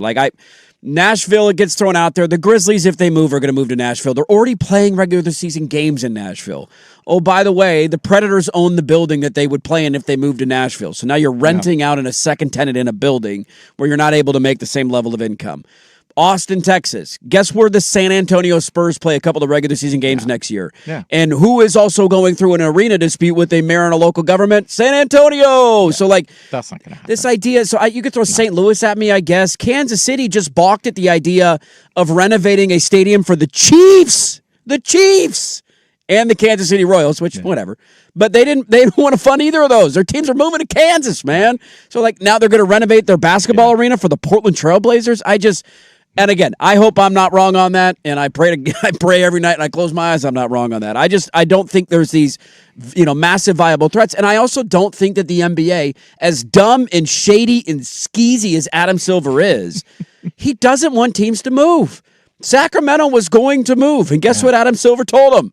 No, figure out a deal. You're not going anywhere. And guess what they had to do? They had to crawl back to the table and figure out a deal. And so I have come at this from the notion of, I think both sides are bluffing to a certain extent, right? The city doesn't want to be seen as we're giving this bailout to billionaires. The Blazers had this looming, Dundon's creepy character. He might be moving the team.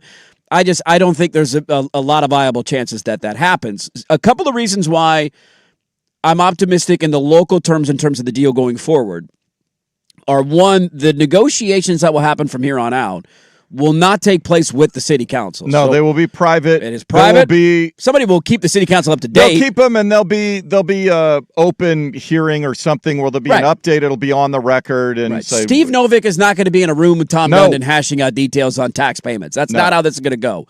So you're going to have level-headed people, I would imagine, on both sides, from the city side and the team side, of saying, okay, let's get the noise out of the way and figure out how this works. Now, the city council will eventually have to vote to approve the final deal at the end of it. They got to vote on something in December, and then they got to vote again. So if they, so it'll be a vote on the final term sheet. Yes. It's like, all right, after negotiation, here's the rent payment, here's the tax, here's the rent, here's this, here's that.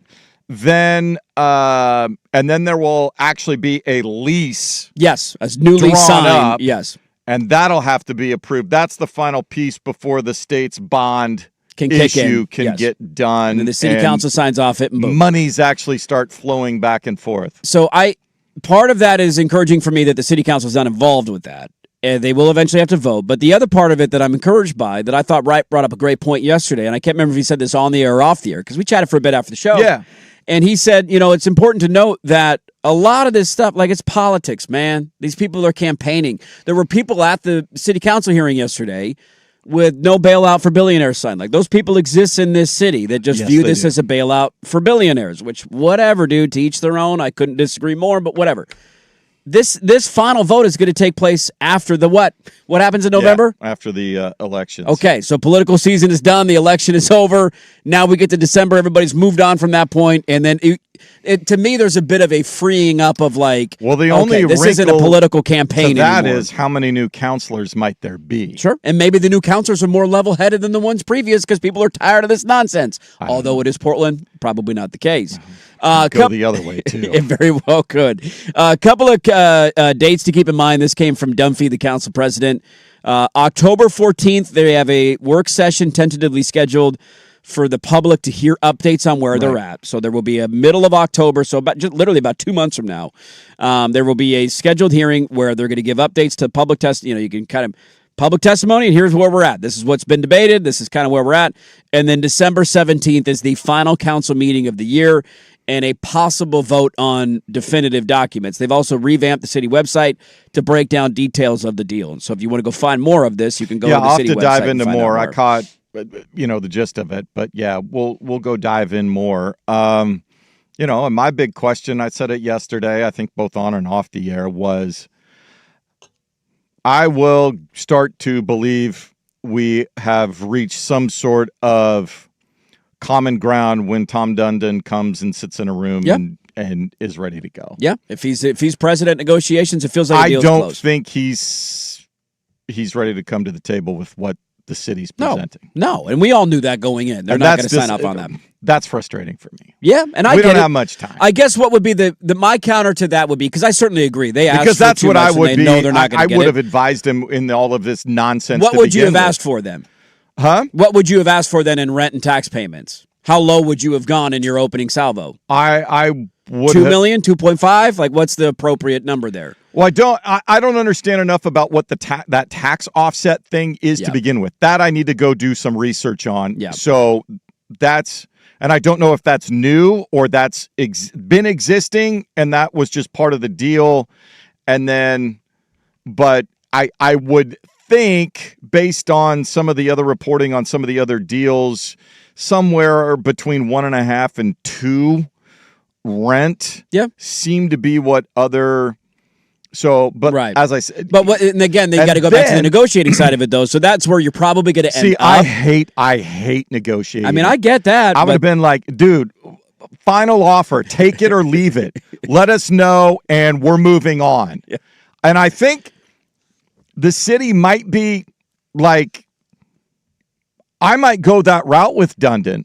I'm not going to negotiate. And this is my point, is if he does get to the point of coming, they could say, like, look, we know you're not going to say yes to this. What's the number he's saying yes to? 2? 2 is good? Can we do 2? Yeah. 2.2? 1.75? What do we need to go to? What's the number that you reach? And then you find an been agreement. more hard and fast, line in the sand. This is what the deal is. Take it or leave it, but tell us what you're going to do so we can plan for the next thing. Yeah. It's a tricky negotiation, there's no doubt. We got a lot of hurdles still to get over, but at least nice to see 8-4 vote, and a majority of the city council members voted yes on the amendments, and now we'll wait and see how the Blazers respond in their negotiations and where it goes from here. Now the negotiations will go behind closed doors until the middle of October, so we might not hear much on this in the coming weeks unless people are leaking stuff to the media. We have a lot to get to in the next hour of radio. We will get to the Magic Hat a little bit earlier than usual because we have Brady Henderson coming up at 9:25, and so we'll do Magic Hat at the end of the hour and then get to it at the top of the next hour. But let's start with a question in college football. How deep is the pool? How far down can we go? And I'll explain. We'll play that next on The Fan. It's time for Who's Stinking It Up? Woo! Do not go in there. A sports lowlight, ripped from the headlines. We couldn't do diddly poo. Brought to you by Three Mountains Home Services. Schedule your appointment online at threemountainshomeservices.com. Grisham, this one to right center field. Did he do it again? Touch of all time. A twofer for Trent Grisham. 2 more runs batted in. 5-4 in the game. And the Yankees are rolling right now. Got a bit of a standing tea time every day for the Mariners and who's stinking it up, because they've been stinking it up for a hot minute. Everybody wants to fire Dan Wilson if this is his fault. It was Scott Service's fault. They fired him. Dan Wilson got to the ALCS. Now they suck again. Now it's Dan Wilson's fault again. Was it Edgar's fault? Was it Edgar's fault? Whose fault is You it? got an owner who's not willing to spend a lot of money and a GM who wants to win 54% of the time. You get some hitting, and now your guy can't pitch. Is it his fault that Cal Raleigh is slumping and is hitting $125 this year? Who's sticking it up? The Mariners. Is that slow drain starting to bother you? Call up 3 Mountain Home Services, and they'll clear your stubborn drain, and with accessible cleanout for only $59. That's right, just $59. Schedule online, 3mountainhomeservices.com. They make home services delightful. Hey.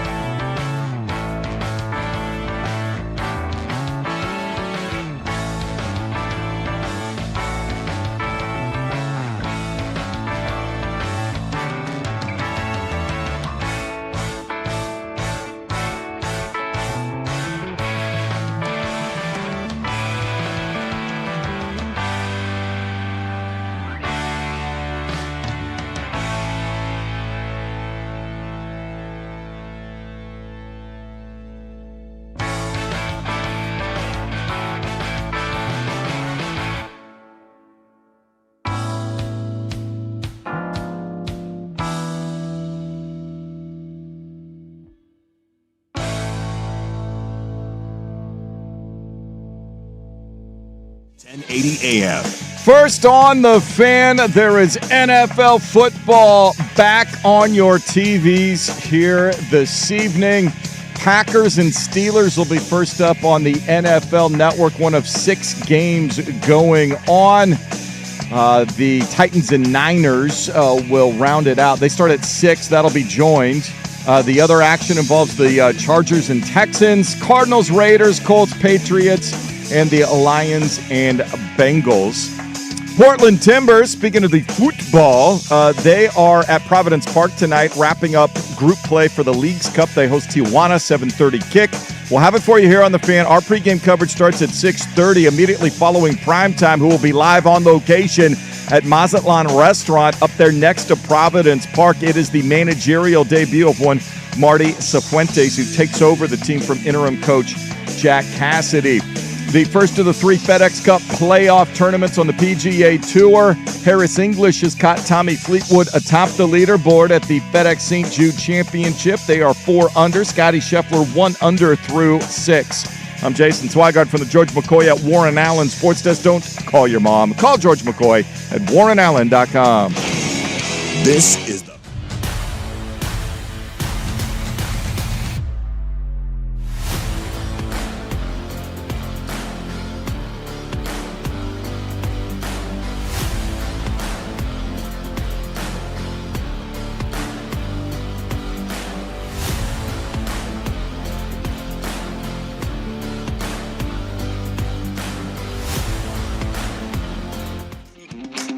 Hey, welcome back in. Happy 8 o'clock hour, everybody. Happy Thursday morning. Hope your days are off to a great start. Got a lot to get to in this hour of radio. It's going to be a lot of fun. We're going to talk some college football. Yeah! Here we go! And then we'll get to the Magic Hat a little bit later on in this hour. And in the final hour of the show, we will have on our friend Brady Henderson from covering the Seattle Seahawks. They play their first preseason game on Sunday. They're thinking about signing a controversial player. A lot going on. The Hard Knocks bump, all of that stuff. So we're going to talk to Brady Henderson coming up in the final hour of the show. Dare I say, at some point in the next 2 hours, I will build a preseason parlay tonight. I think we should do it. Okay. I think we should do it. Let's do it. What the hell? I don't know who's playing.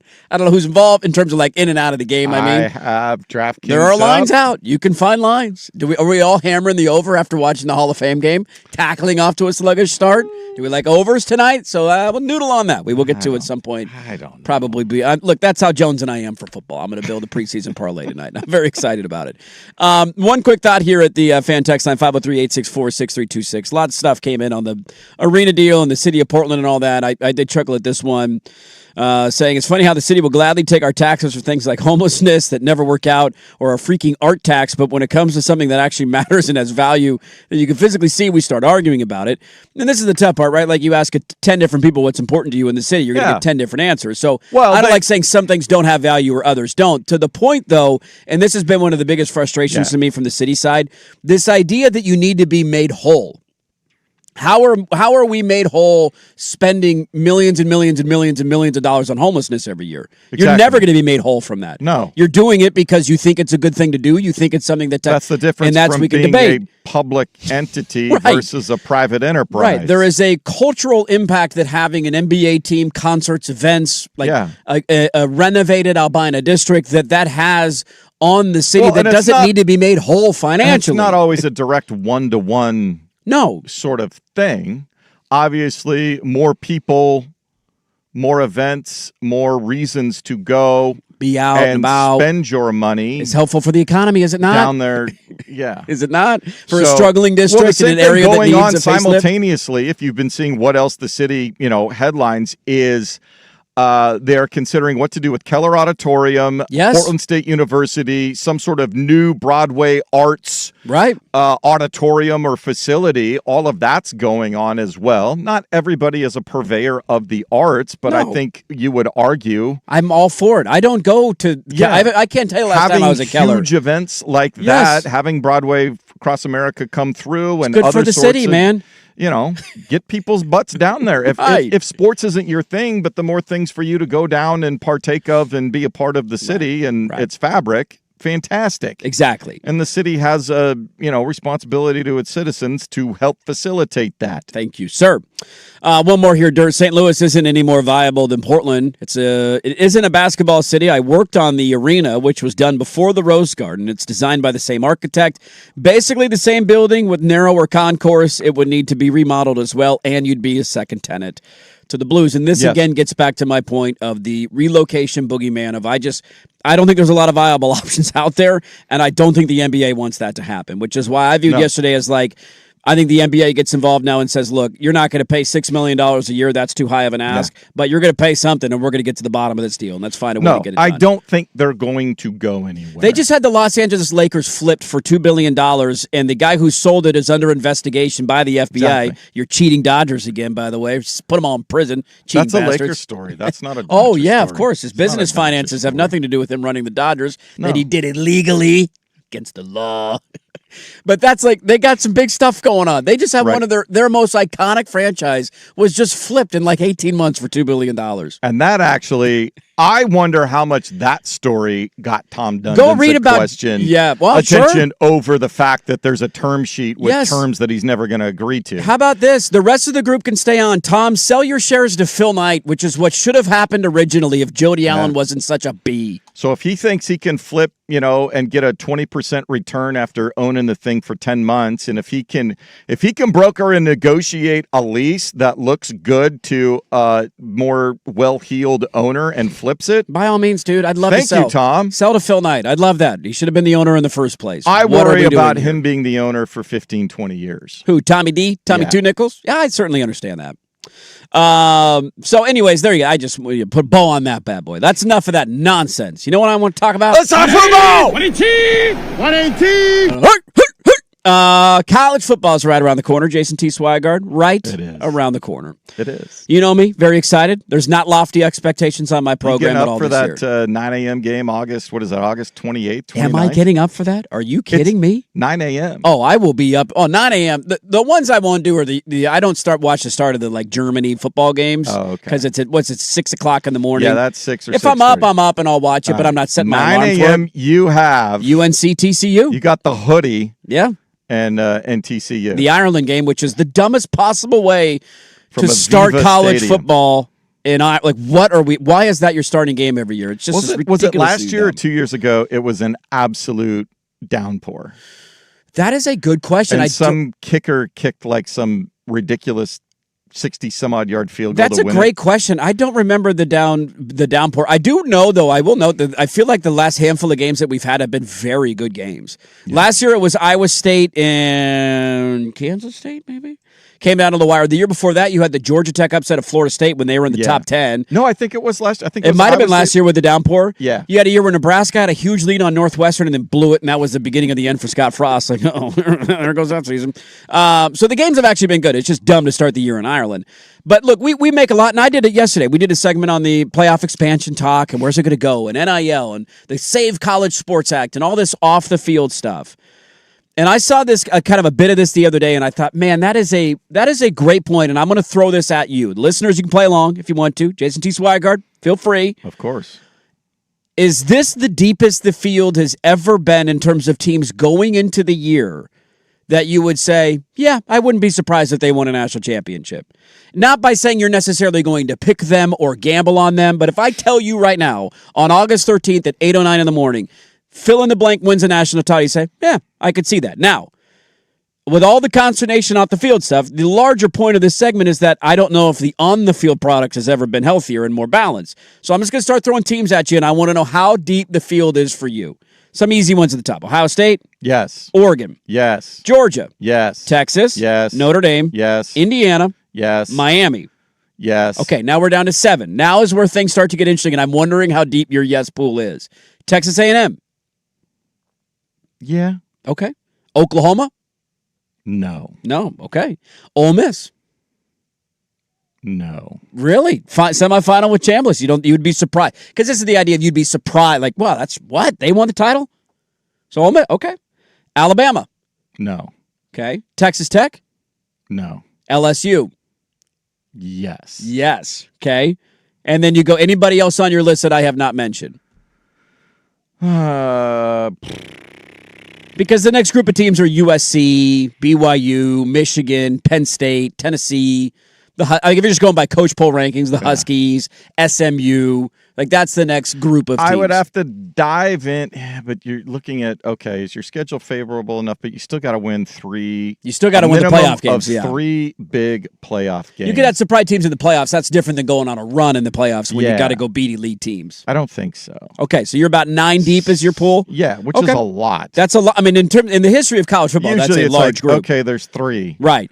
I will throw in, and maybe this is a fool's errand, I will put Oklahoma in there because of the material return factor, and I know Venables will always have a very good defense. He had to deal with the thumb injury last year, and their offense was limited because of that. Now, maybe he was too jacked to be a good college quarterback. That is certainly a case that we were on in the offseason. Had a great tan. I would put Trinidad Chambliss and Ole Miss in there. I don't know how I feel about the rest of the roster, but he does have that it factor to him of like he can kind of take over and single-handedly win you a game or make a Herculean play. Outside of that, I think we have basically the same list. I don't think Texas Tech can win a national championship. I don't think Alabama can win a national championship this year. And I tend to agree with you on Texas A&M. But the point simply being, like, if that list is whether it's 10, whether it's 11, and maybe for some of you out there, the list is deeper. Do you think that, USC can win a championship this year? Or maybe you are in on Alabama or Texas Tech because of their defensive line. It just shows you how, and this is to me one of the more unreported things in college football in the last couple of years, where we focus so much on the chaos that exists, which certainly is there. We focus on the dysfunction that exists, which is certainly there.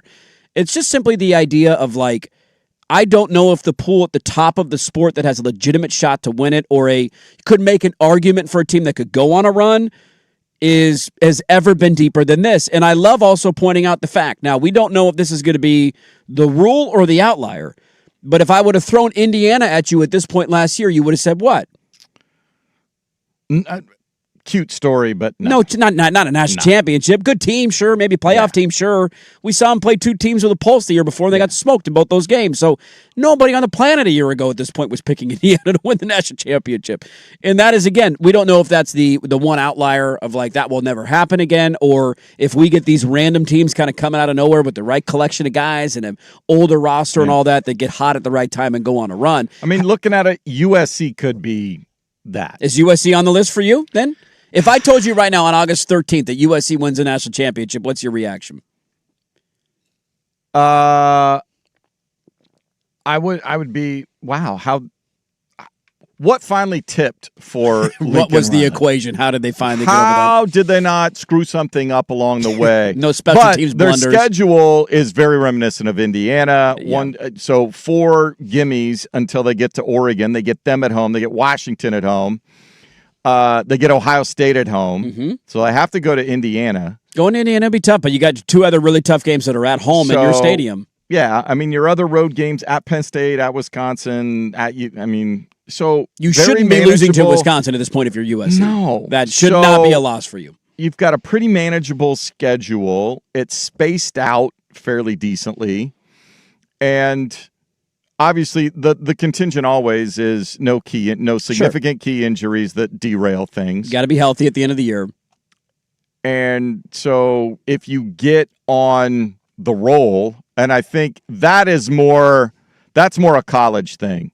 Like, if you build confidence in young players and you always have talented freshmen, but they're integrated and part of things and they have some success and you develop that cohesiveness as a group, I think it can take over in college in a way it doesn't necessarily take over in the NFL as much because the coaching's so good. The players are so good on both sides. The margins are so small between being great and stinking. Agree with you.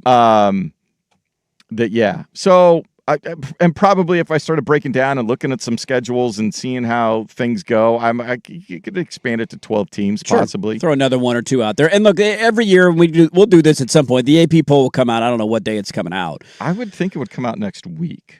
Probably. That would sound about right, about the week or 2 before the year starts. It's usually a couple of weeks before the season starts. And you get to look at it. Every year there's a team, and I imagine it'll be nearly identical to the coaches poll, right, with a movement here or there. Maybe Indiana's a little bit higher now that they got those D linemen back and the news changed a little bit on them.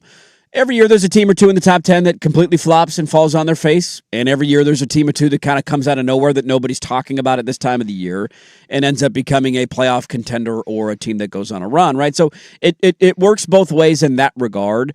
But it just is a reminder of, like, when you get to playoff time, and not all of these teams that we're listening, again, will be playoff teams because some will disappoint. I think we're in store for some really competitive, fun games. And Indiana certainly proved to be a dump truck through the majority of their season last year. The Big Ten title game was close. Then they smoked everybody in the playoffs. Miami was competitive, I should say. But Alabama and Oregon got dominated by them. So maybe we get another one of those freight trains. I also thought last year we saw an uptick in the competitive balance from a playoff perspective where the games, there's a long stretch there where the games in the playoffs just felt like, what's the point? This is going to be a bloodbath. Even in the 4-team era, how many times did we have years where the semifinals just sucked? You're like, okay, one would kill 4, 2 would kill 3, and it's like, well, what was the point of that in the first place? Cincinnati, get out of here. And then last year you had some really competitive, like sans the Ole Miss Tulane game and the Oregon JMU game. Yeah. And certainly my team in Alabama have met that fate with Indiana at some point. But everything else in there, like the Georgia Ole Miss game, the Ole Miss Miami game, the Alabama Miami game, the Alabama Oklahoma game, there was a lot of really good competitive playoff games in there. And I think it's because of the balance at the top of the sport right now. And so that pool is incredibly deep, and the sport continues to live in this weird in between of everything off the field makes no sense and is completely broken, and everything on the field seems to be more competitive and balanced than it's been in my entire life. And that's a good thing for on the field, but all we focus on is off the field. And so on the day of the preseason returning in the National Football League, where we actually get to watch football on our TVs tonight, we'll go through some of that a little bit later on in the show. That's where I'm at on college football. Of like, can we just get to the season being played and we're yelling about this coach disappointing or this team being good or this guy's overrated, or you look at certain weeks on the calendar and you get no plans on this Saturday because this is going to be a great day. And so I can't wait for football to be back. And I think the field of championship teams is deeper than it's ever been. I don't know many years in my life where I've gone into a season and legitimately said, you could make an argument from anywhere from 10 to 12 teams that they could win the title, and you wouldn't be necessarily surprised. And it preaches the balance of power that exists atop of college football right now. And that is a great thing for college football. We will get to the Magic Hat coming up in about a half hour from now, give or take. We'll start diving into a little bit of an early Magic Hat. And then to start the final hour of the show, we will do that as well. And then Brady Henderson will hop on at 9:25. But coming up next, I do have a question, and it pertains to an NFL player. And that question is, who do you think you are? And we'll ask that next on The Fan. Now,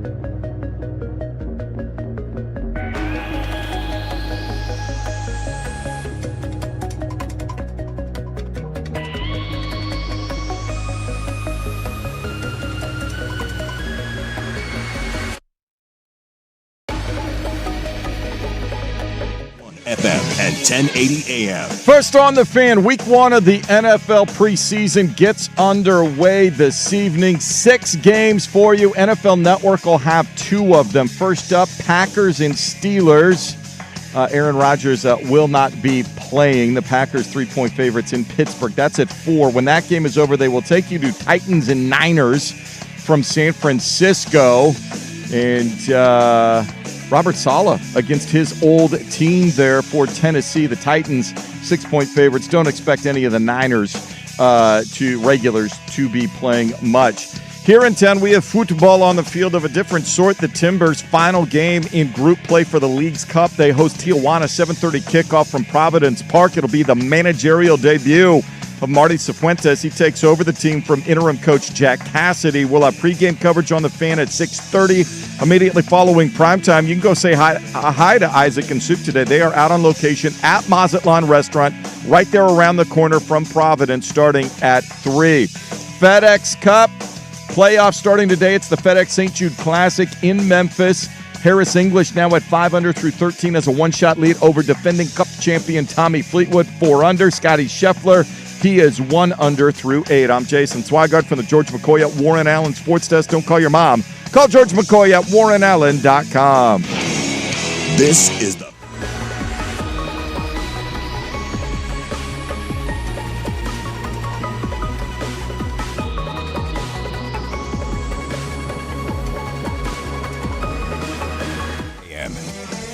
All right, welcome back in. 8:26 on your Thursday morning. We'll get to the Magic Hat coming up about, 15 minutes from now. We'll have some fun with that. A little bit of an early Magic Hat today.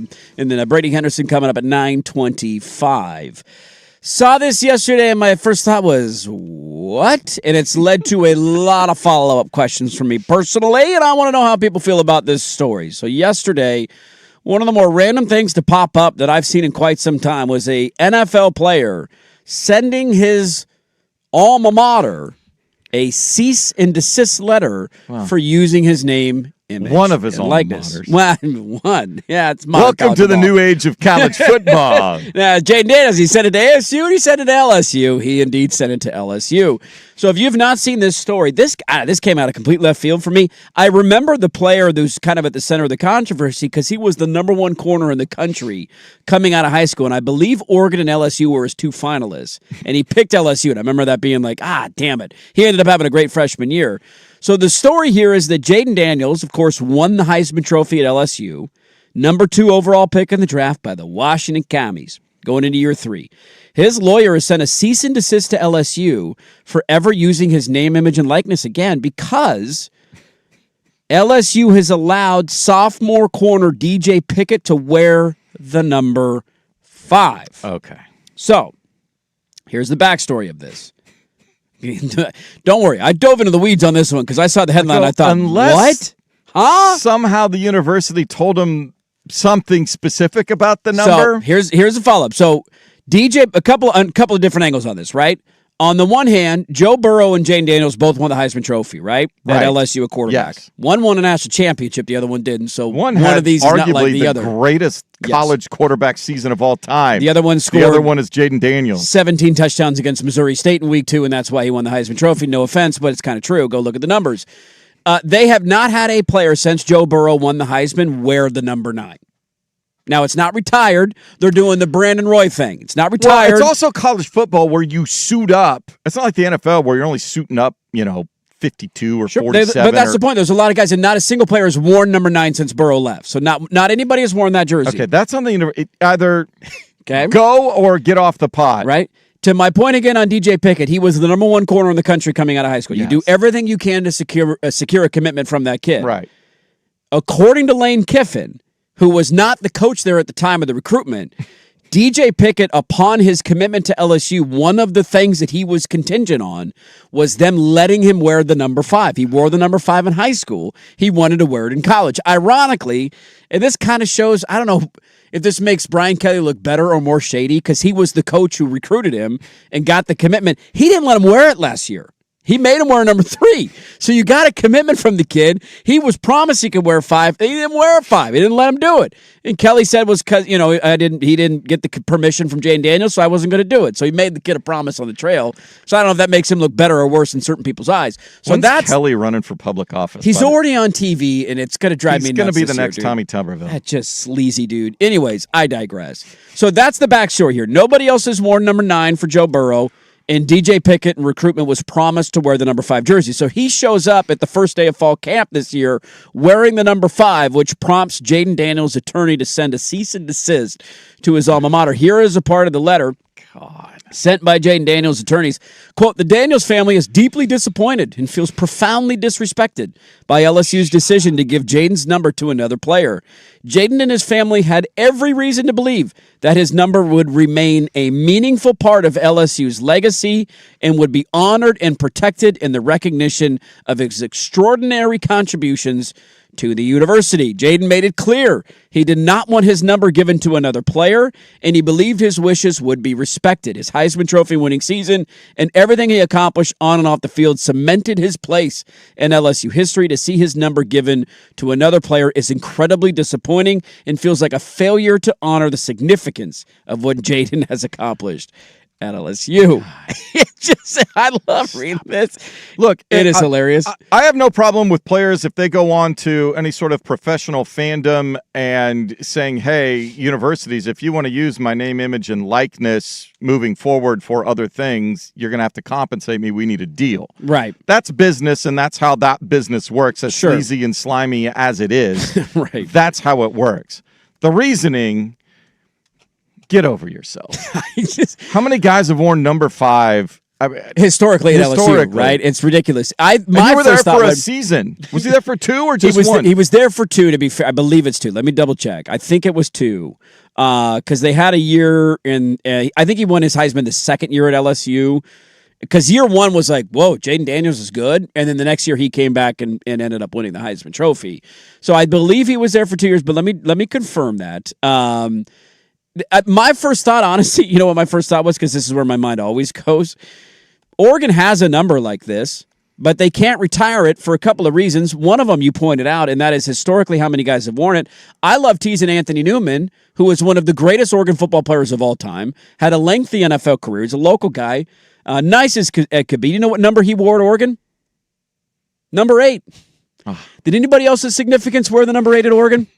Anybody else? Yeah. Oh, maybe the only Heisman Trophy winner in the history of your program. Do you know that there's a player wearing number 8 right now, and it's Dylan Raiola? Dylan Raiola is wearing number 8. Now, he's going with the, I have the island connection to Gabriel and Mariota and, Masoli, and let me wear number 8 and all that. Like, whatever, dude. I don't care. Oregon, and I was curious on this because I looked it up. Yeah, he was 2 years at LSU, by the way. I don't think Oregon's ever retired They've never retired a number. LSU has some. I mean, you have people that go into your Football Hall of Fame or Ring of every Honor, year. Yes. Whatever. Yes, here are the numbers at LSU. They've retired 4 different players' numbers. Billy Cannon's number 20. He won a Heisman. That is the only one that nobody's allowed to wear. This is the other weird contingency. The other numbers can be worn. First LSU player to win a Heisman, if memory serves. Tommy Casanova, number 37, is technically retired, but people can wear it. Okay. What? Okay. Jerry Stovall, number 21, technically retired, but people can wear it. And Charles Alexander, number 4, again, retired, but people can wear it. There's only one that cannot be worn, and it's Billy Cannon's number 20. Right. Nobody unless you can wear number 20. I did look up. Yeah, nobody at Oregon has ever had their number retired. Let's see if Oregon State has. The idea of you thinking... The only number at Oregon State that you would ever retire would be Terry Baker's. That's the only one, really? You wouldn't consider anybody else? I don't think so. Mike Hass, some of the other all-timer guys? I don't think so. The Rogers brother? I mean, I'm certainly not. I think the idea of retiring jerseys is kind of dumb, especially college football, because how many guys suit up? Like 80 dudes. Like you need the numbers. You can't be retiring numbers. How many times a year in college football do we have the snafu where there's double numbers and somebody out on kick coverage and they mess it up? So Terry Baker's number is the only one retired by Oregon State. Number 11. Nobody can be 11 at Oregon State. Like, it's got to be... Whatever. That's fine. Yeah. I got no issue with that. I love the idea of an NFL quarterback sending a cease and desist to his university over the idea of wearing number 5. Now, again, this is probably something attorneys are handling, but the fact that this is anywhere near your thought process as the training camp begins... You need to go show you were season 1 Jaden Daniels, Right. and that's what you can expect. Got some bigger fish to fry right now, do you not? Than not letting LSU use your name, now, image, maybe, and likeness? Now, maybe it's, mom or dad or somebody that watches all that stuff and got their nose bent out of shape, and Jaden's like, whatever. I don't know, but it's like, dude, what are we doing here, man? It's funny, like, just thinking about legacy players in every, your respective programs. Like, it becomes a thing. Like, wearing a certain number brings a badge of honor. Like, that's kind of what it turns into. Like, Dylan Raiola, to his credit, I think it's kind of douchey that he's wearing 8 because he's kind of a douche. But what did he do? At least he asked. He called Dylan Gabriel and he called Marcus Mariota and said, "Can I wear number 8? You guys cool if I want to?" And wear, they both said, "Of course, wear number 8, man. It's so not I don't retired." Mind that. Like, I mean, Arizona State, I believe, is Pat Tillman's number the only number that's retired? Ooh, that's a good idea or a good question. Because that's a different set of circumstances than. Yes, I would be shocked if his number wasn't retired there. Yeah. It's just like, the idea of retiring numbers is something that just, in my opinion, needs to end. I think we just need to put the all-time kibosh on this. The bar has become too low. Yes. It's the Hall of Very Good now, not the Hall of All-Time Great. And we certainly go through this in this market with the conversations about Blazers and getting their jerseys retired. The problem is once you set the bar that they did numbers of years ago when they started retiring seemingly everybody's number that was on the title team. Right. Yeah, that becomes a challenge. Now basketball's a little, you have a limited amount of numbers and jerseys at any one time, so it's a little easier to do. College football, 80 dudes are suiting up. This is a fun question. Do you know who holds the record who has the most retired jerseys for college football programs? I would have never guessed this, and then you think of their history, and you're like, oh, okay, that's pretty good.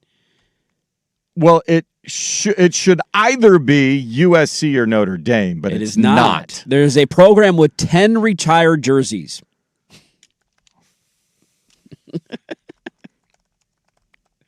I want to make sure I get all the names right. Is it a military academy? It is not a military academy, but it is a program who has had historical success, but we don't think about them very often.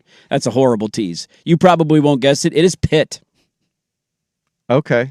Dorset. So, yeah, let me get all of the... Hugh Green. Dorset was one. Dan Marino. Where are the other ones? Larry Fitzgerald. So here we go. I'll go numerically. Larry Fitzgerald's number 1 retired. Dan Marino's 13 is retired. Tony Dorset's 33 is retired. Okay. Marshall Goldberg's number 42 is retired. I don't know who that is. Don't know who that is. Joe Schmidt. Don't know who that is. Mark May's number 73. Okay. Jimbo Covert is number 75. Okay. I think he was on the Hogs offensive line when the Redskins were winning Super Bowls in the 80s. Bill Fralick. I don't know if that's Covert he was on the Bears. Okay, he was a Bears Super Bowl. He was on the 85 Super Bowl team. Another offensive lineman, 79. Mike Ditka's number 89. I didn't know he went to Pitt. I didn't either. Hugh Green, 99. Yeah, Hugh Green was a dude. And Aaron Donald's 97. They have the most retired jerseys in college football, the Pitt Panthers do. Which, when you actually think about the alumni that they have in the NFL... It's hard to make a case. I mean, that's pretty solid. Like old dudes, I don't... You have one of the best wide receiver, quarterback, running back, and defensive linemen in the history. I don't know if Ditka's in the conversation for best tight end, but he was very good. Like that's some all-time stuff right there. It just... Jaden Daniels, man... This is a massive year for you. You were a burst onto the scene year 1. Oh my God, NFC title game 2, irrelevant, and I can't stay healthy, and all the concerns about your weight and your size and how is this going to work in the NFL went from being a non-factor to the entire factor. Why would this be anywhere near your thought process right now? Who cares? To me, this is a red flag, and maybe it shouldn't. But if I were a Commanders fan, the worst time of year. Yes, this isn't an April story, man. Oh my God, preseason games are starting this weekend. Yeah, and now you've got all the beat reporters that have been hanging out at training camp, and they've either gotten answers to all the things that they wanted answers for, or they're tired of asking the same question because they're not getting an answer. Yes. And you give them this chum. Yes. Where the sharks are circling. I just thank God that... Look out. Oregon only has 1 Heisman Trophy in the history of their program. It's a season and a player that I will never forget. We will always call him the GOAT. Thank God he is not this douchey. No. Thank God he's not sending a cease and desist to Oregon saying you can no longer use my name, image, and likeness. Now, the thing is... Because Dylan Raiola was wearing I don't number think 8. this will be the last time we see something like this because of the nature and the transient nomadic nature of NIL, and you don't see guys that went and played 3-4 years with an institution became part of the entire fabric of what went on there. That's an interesting point you bring up, because I remember listening to a clip from Golding at SEC Media Days, and somebody asked him what was his argument to Trinidad Chambliss to not get him to transfer to LSU, and it was such a good argument. He said, "Look, I sat him down, and he basically said, just scroll on Twitter and search Lane Kiffin and see what people are saying about him right now. And this is in the aftermath of everything going down." Yeah.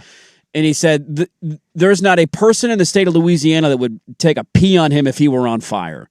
That's how they're going to respond to you. Now imagine you don't live up to the expectations at LSU when you're 1 year there. Now the LSU fan base hates you because you were supposed to be a savior and you didn't play well. And Ole Miss hates you because you left us high and dry. And now you have no home for years to come. Yeah. This should be your home. You should be going back to Baton Rouge. You won a Heisman Trophy there. And now you have a contentious relationship because your ego's in the way over a number. Absolutely ridiculous behavior from Jane Daniels. And I got to say, maybe I'm going too extreme. I'm out. They're going to suck this year. He sucks. Let's get to the Magic Hat next on The Fan.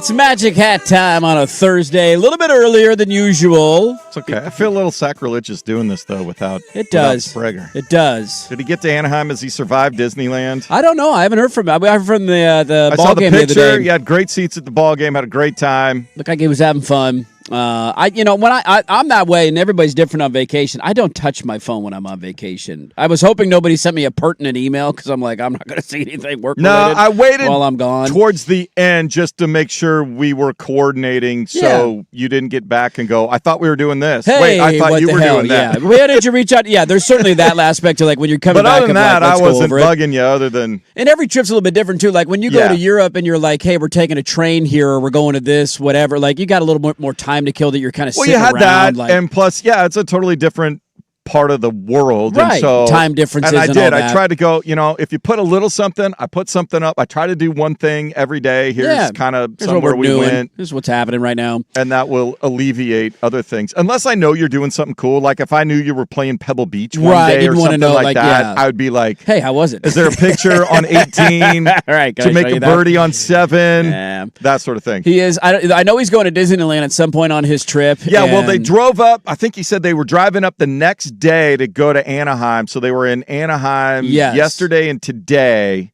And he's going back to San Diego tomorrow morning. That was at least the plan. Every time I hear a story about Disneyland from anybody associated with anybody who's ever been to Disneyland, I get more emboldened in my take of never will I ever. I have never been. Never been. I am about to turn 55 years old in a couple of weeks. Never been. Never took PAX? No. Did his mom ever take him? They went to I don't know if it's Universal. I know they went to Legoland one time and did some stuff. Is that different? Is that the same thing? Is it like in the same umbrella? A theme park. They did a theme park thing down in Southern California. I don't know if it was Disneyland. What it was. But as for Disneyland proper itself in Anaheim, never been. I went to Disney World once. And that was still when they had Pleasure Island. So it's turned into something else. No, That's it was good right there. It was. And it was with Pax's mom. We were a few years out of college, but we still had student IDs. Okay. And for some reason we were going, and her sister and nephew and some other stuff. Right. So it's a big family Meeting thing. some family thing down there. And Epcot Center is actually cool. I've heard that's fun. Epcot Center was cool. Disney World wasn't as horrible, but we went, and it was March, so we were able to get like spring break discounts because we still had college student IDs that we semi-resembled. Right, you hadn't fully grown out of yet. But no, I think it's been redone. I don't know what it is now, because it's cool because there's 2 water parks. So you had that, and you had the water parks. I'm all about. I could do that. Yeah, you had that. I'm okay with the idea of waiting in lines to do rides. I'm in hot weather. We did a little bit. I'm out on that, man. But so yeah, in the middle, there's water kind of going around. So they had this island, and it was just for adults, and it was all different themed bars and nightclubs. See, that I could do. And so you had a country bar, and you had a jazz club, and you had a comedy club, whatever, and all that sort of stuff. Yeah. And then in the middle was this open area with the stage, where everybody got and naked. Every night they would count it down at midnight like it was New Year's Eve, and they'd shoot confetti off and all that sort of stuff. That sounds like a fantastic time. That I could do. That you could do. I don't think that's still what it is. I don't know what it's become. But people aren't partying like that anymore? Okay. No, not anymore. All right, what do we got in the old Magic Hat today, Jason What do we got? Swigard? Scumbag of the century. This is a pretty good place to start right out of the gate. I saw this story when I was on Daniels, but he's on the list. No, Jaden Daniels is absolutely on the list. What a douchebag. This is even worse behavior. And this is, look, we're a couple of golfers here. We love playing golf, love playing in tournaments. Yes. I'm a big scramble fan, right? A member guest tournament. Big fan. I'm all about finding ways to scratch my competitive itch and play competitive golf. Right. This story comes to you from the St. Louis area, O'Fallon, Missouri, I believe is where the course is. Okay. And somebody has lost at Winghaven Country Club. They have lost their membership. It has been revoked. As it should be. As it should be, over egregious behavior. Now, was it revoked, or did he, or he is saying he resigned. He resigned like Phil did. He's saying he resigned, but of course, yeah, that's like I'm quitting before you can fire me. The person's walking down the hallway to fire you, and you say, "I quit. I'm out of here. I quit. I resign." And this gentleman's name is Zach Holland, and you might think to yourself, what could possibly be so bad? What is the behavior that he did? Let me explain to you. He is now worried. He is facing so much vitriol online. He's worried about his children and his wife, but he did acknowledge you do something as dumb as I did, there are consequences to that. What he did was at their latest member guest tournament. Yeah. Which is for those who don't understand country club culture, this is a big deal. Very big deal. Yes. Member guests are a very big deal. And this is very competitive. A lot of money on the line. There's usually great prizes, little money, but bragging rights in the country club. Yes. Big deal. Big deal. And there's prizes involved with some of this stuff, including on par threes if you get a hole-in-one. Right. Wow, you can win a prize. Here's how it went down. He's playing in the tournament with three different people. He finishes the third hole of his round. He goes to the fourth hole. The fourth hole happens to be a par three. He finished putting early on the third green. He said, "Guys, sorry, I gotta go take a phone call. My grandma is on her deathbed, and I need to make a phone call and make sure she's okay." Playing partners don't make anything of it. Okay, sounds good. That's great. He says, by the time they get to the next tee box, he says, the phone call was done. I just went ahead and hit to not hold anybody up. And dunked I went ahead and he didn't say he dunked it. He said, I might have bladed it over the green. I didn't see where it landed. So I think I'm okay, but I'm not 100% sure. Other guys say, all right, sounds good, whatever. Everybody else hits. They jump in their carts. They drive up to the green, spend a few moments looking for the ball. Hey, where's your ball? Can't find it. One of the playing partners pokes his head in the hole. What's in the hole? His golf ball, a hole-in-one. How about that? There was something in the story, I can't remember. There was a significant cash prize for a hole-in-one on this hole. So if you're asking why would you do this, other than the idea of simply cheating to win the tournament, it was also a cash prize was involved in the hole-in-one on this hole. Here's the catch. There are security cameras at this country club. I would imagine. And the security cameras, after they reviewed the footage to make sure the hole-in-one was legitimate, saw him jump in his cart from the third green, sprint to the fourth green in his cart, run onto the green, drop a ball in the hole, sprint back into his cart, drive back to the tee box, and then pretend the rest of the day that he got a hole-in-one and won the cash prize. He has resigned his membership. He was a college golfer. He's like a 2 handicap. He's a good golfer. In that regard, here's what I will say. That makes it worse. It absolutely makes it worse. And I'm sure he didn't pick up the tab afterwards. Probably not. Look, everybody has different morals and standards and all that. It would never occur to me. Never even crossed my mind. No. Never even a thought of that'd be kind of cool if He then pretended the rest of the day that he got a hole. No. He's jumping around with his friends on the green like, yeah. Like he got a hole-in-one. You and I have never had the fortune of dropping one in. No, hey.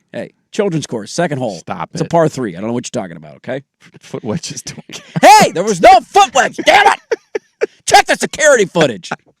I have not had one on a full-length course. If I should ever be so blessed, I don't want to call it luck at this point. Obviously, we've played enough where there's enough skill, like I can. It's a combination of both. It's okay to say that. There is certainly luck involved in a hole-in-one. But yes, if you are able enough to hit a good shot and you get the bounce or the roll and it drops in. It kicks in where you want it to go. You would want that to be so real. Yes. Because it's like the reaction and the moment of actually getting a hole-in-one is part of it. And you would want your group there. To embrace and enjoy it and celebrate with you. Yeah, this guy's done. Dude, Zach Holland is his name. He's coming out. Here's what I will say. Don't.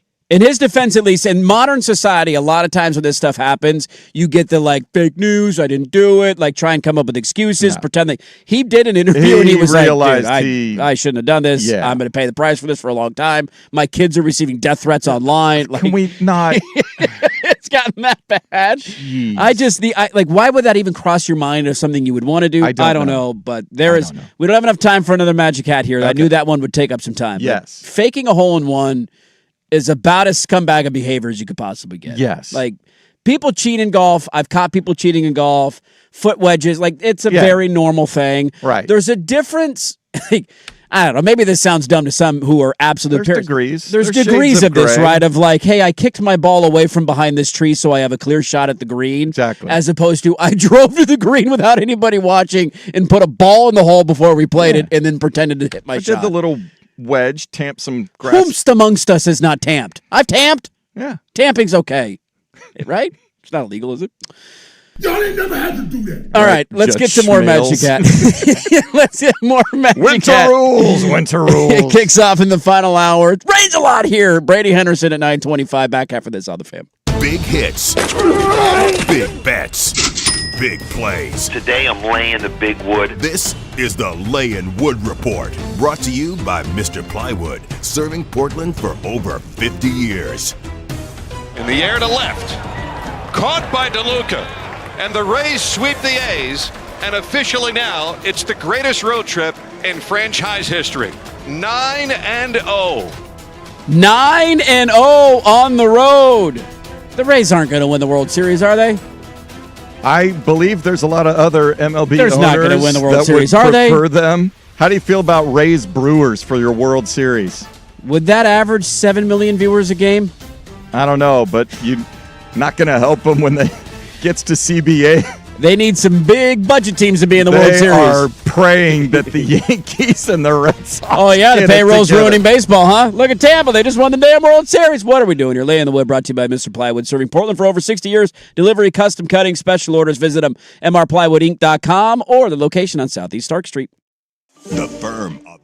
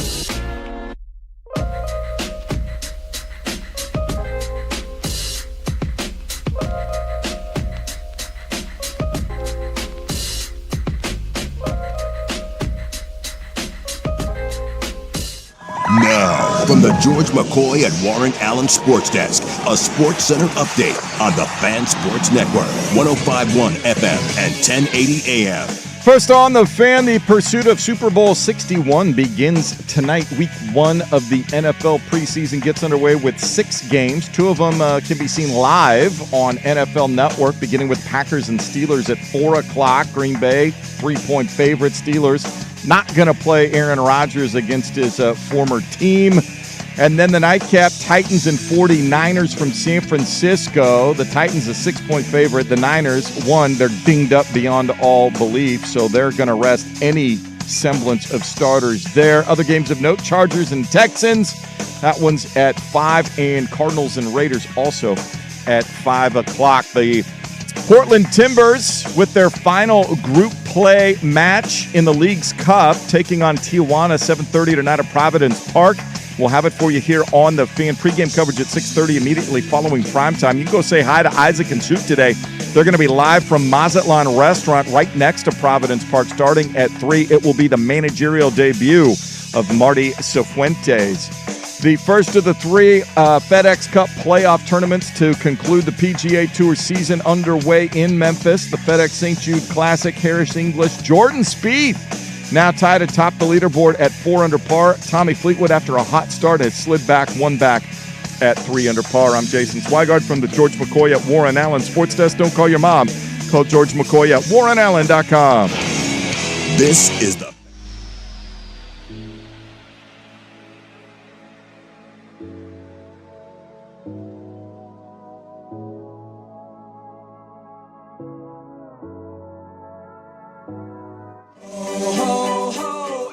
Let's do this final hour. Dirt and Sprague here, Portland Sports Leader, 105.1 FM, The Fan, 1080 AM, the Odyssey app, live on YouTube. Good morning, everybody. Hope your Thursdays are off to a great start. I'm Dirt. He's Swag. We're in the middle of the Magic Hat. We got Brady Henderson coming up in about 20 minutes from now.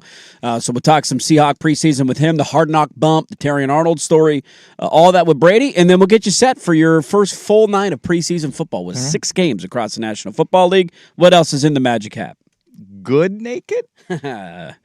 2 for 2 right out of the gate. This is solid. You pulled 2 good ones to get the juices flowing in this segment. No pun intended. Have you ever thought about what it would be like to eat at a restaurant where everybody is naked? No. Has it ever been something that's occurred to you of like, you know what, that'd be kind of fun? No. I'd like to go to a restaurant, have a prime rib, and be naked. I'm not comfortable naked, even when it's an appropriate time to be naked. Even in the proper duty times, you still don't feel comfortable? I appreciate the honesty. One of the best Seinfeld episodes of all time was the good naked or bad naked. Jerry has a girlfriend who wants to be naked, and some things she does around the house are good. That's good naked. Yeah. And then, trying to open a pickle jar, it's like, what is veins popping out? No. So there's good naked and there's bad naked, and dare I ask, is this good naked? All right. Well, a restaurant in Hollywood is offering a new way to wine and dine. The only thing not required, clothes. NBC6's Valerie Ryan joins us live outside the restaurant with more tonight. Okay, is there, Valerie? There's no one in the restaurant right now, and there's definitely nobody nude in the restaurant. The owner says they've started this new dining experience for the past 3 months, and the goal of it is simple. It's to help keep business afloat in today's economy. Nestled in the heart of Hollywood is Class Steakhouse Soiree. CLASS is an acronym for Culinary Luxury and Superb Service. Owner and chef Murad Ali says they've been up and running for about 8 years. Now you can enjoy a nice meal here any day of the week, but there's one night a month where things look a little different. The first Monday of every month, we have our nude dinner where guests can come and just take their clothes off and have a great dinner. Okay. Ali says the blinds go down and the clothes come off. It's legal because the windows are completely blacked out. No one can see from outside. Our staff are fully clothed. So there's no entertainment from us. The entertainment is just dinner. Oh, thank you for clarifying. The idea came after the restaurant hosted a private party for nudists. Once the event was finished, my idea said, let's do it ourselves. Now the experience is open to adults with a 5-course meal and a few extra layers of cleanliness. We have a robe that everyone is offered. We have a leather seat cushion, which is sanitized. Got to clean your seats. We also have a lap towel. And the concept may not be for everyone, but Ali says that's exactly the point. This is not your grandpa's steakhouse, okay? This is Chef Ali's experience for people who want to do something different. So for anyone that does want to participate in this experience, the next nude dining experience is set for September 7th. We're live in Hollywood tonight. Booking flights. Let's go Hollywood, down to Hollywood, Florida. So if you have people asking what Hollywood are we talking, it's Hollywood, Florida. Hollywood, Florida is where this is taking place. That was NBC6 in Hollywood, Florida, down in South Florida. And I think the question needs to go out. Chef Ali's experience. This is I love Class. Is the name of the That's restaurant right. too. This is horrible naked, right? Yes. I've never had the idea of, what would be great in this restaurant if I and everybody else were naked. I never in a million years. Because if you're going out, let's just play the game. Exactly. If you're going out to a 5-course steakhouse dinner, yes. Who are you going with? You're most likely going with your significant other. Significant other. Right. If you just want to have a naked dinner with them, have a naked dinner with them at home. Yeah. I don't need to have, the distractions of naked people surrounding me, let alone both of us being naked. Help, and it never helps the dude. No. Either. Our stuff's covered up. I got a lap towel, according to the chef. You got a lap towel and a robe if you need. If you need it. There's no chest towel. They don't have a chest towel. No. Plus, you're at a steakhouse. It's a steakhouse. In a 5-course meal? There's steak knives floating around. Something gets knocked off the table. You get poked. Also, if your significant other is, significant. Sure. Now everybody's staring the whole time. Everybody's eyeballing your significant other. If you're at a point in your relationships where, things have gotten a little tired, your eyes are wandering. Yes. It's a no-win situation. It's lose. And a 5-course meal at a steakhouse is going to be costly. I don't know if I've ever had a meal naked in my life, to be honest with you. You ever had a naked meal? Not a naked meal. Have you ever snack, had maybe a naked bite of food? Breakfast in bed, maybe? Yeah, but I don't. I guess maybe after because I don't sleep nude. No. So there's always something. So if I wake up and just have breakfast, there's no other activities. No. I do technically have clothes on. Yeah. That is of no desire. I enjoy this from a P1. He said, I've got a nice package, but I don't like being naked in my own house. Boxers is all I would need. Exactly. Yeah, there's an uncomfortable nature of being naked no matter where you go, especially at a restaurant that I just don't. No. I don't want that. I don't need. I no desire for it whatsoever. I love that there was a nudist group that came in and booked out. Well, look, I understand that. You're probably not far from a nudist beach. They were probably thinking, okay, we're going to go do this, and we have, let's see if we can get the steakhouse. So, right, I could see happening. The nudie people, and the chef's like, okay, how many people are coming in?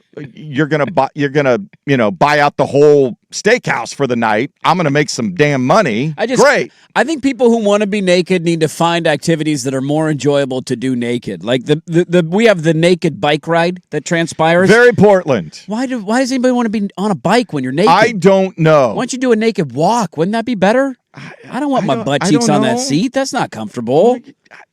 I don't know. Like I said, I am only naked when it's naked necessary beaches to make be sense naked. because you're at a beach and you're laying there and you're on like, a hey, towel you want and- stuff out? Put your stuff out. I got no Sure. issue with that. At a restaurant, eating food, 5 courses? No, thank you. All right. There's a snake in my helmet. I'm sure a lot of people have seen this by now, but that was my best Woody. That was pretty solid. I like that. Well done. Maumelle, Arkansas. Okay. High school football team. We're doing 2-a-days. We'll have to get Dave Kinsella on that one. We're Noted getting- Arkansas native. Where? How do we pronounce it? Yeah. Anyway, I've never played organized football. Never wore a Never helmet. played organized football, really? No flag football, even when you were a I was kid. very skinny and scrawny growing up. Yeah. So I played soccer and I ran cross country and all of those things. Yes. So, football player, going along, said his helmet felt weird, but didn't notice anything. Had been practicing for an hour. Okay, but helmet isn't fitting. And it wasn't fitting. He finally got an assistant coach or something, and they looked at it and discovered a cottonmouth pit viper, 2 foot. Excuse me? Curled up. 2 foot venomous cottonmouth pit viper, according to experts, the second most venomous snake that's native to Arkansas. Just chilling in his helmet. So it was kind of got in, curled up, tucked behind the pads in your helmet. Oh, my God. Kind of wrapped around it. Oh, my God. You couldn't really see it. But apparently somebody was looking at it, and assistant coach was like, dude, there's a snake in your helmet. Throw it out. So they eventually called police. They were trying to figure out how to coax it out. They didn't know what to do. They finally put it in a big bucket of water. Right, to try and get it out of there. And it started to poke its head out a little bit. Holy hell. But apparently the kid practiced for like an hour. For an hour, or and he had something. a poisonous snake just chilling in his helmet? They were like, the fact that it did not bite him or do anything, that just stayed there, is a miracle in and of itself. Holy hell, man. Could you ever... I would be scarred for life. Every time I put on a helmet the rest of my life, I'd be I scarred. just wonder if you could even... continue to play. I'm not going to put on a helmet. If you can't put on a helmet, you can't play football. Can't play football. I've had that years ago. I saw a thing about a guy who got, I can't remember if it was a snake or a spider, but it was one of those Nat Geo worst way to dies thing. Yeah. And he walked into his garage and he put on his lawn mowing shoes, basically the shoes that stay in the garage or stay outside. Puts them on, doesn't make much sense of it. Next thing you know, he keels over dead, and it was because there was a poisonous spider in his shoe, bit him in the foot, didn't know what was happening. Maybe it was a snake. I can't remember, but it was something along those lines, and it has scarred me to the point where now every time if I put on a pair of shoes that are outside, 100% of the time you're gonna get me to bump it on the ground, shake it out a little bit, poke my fingers in there, see if anything. I will double check to make sure there's nothing in my shoe, even though it's ridiculous and we don't have that many poisonous things. I do it every time I put my shoes on. Yeah. So they got animal services there, figured out what it was. Horrifying story. So they thank God that kid's alive. So they took it into a wooded area far from the school. Yeah. I mean, chop it in half, man. Get rid of it. What do we need a cottonwood for? I would just can you get it out of here, euthanize dude. it? What are we?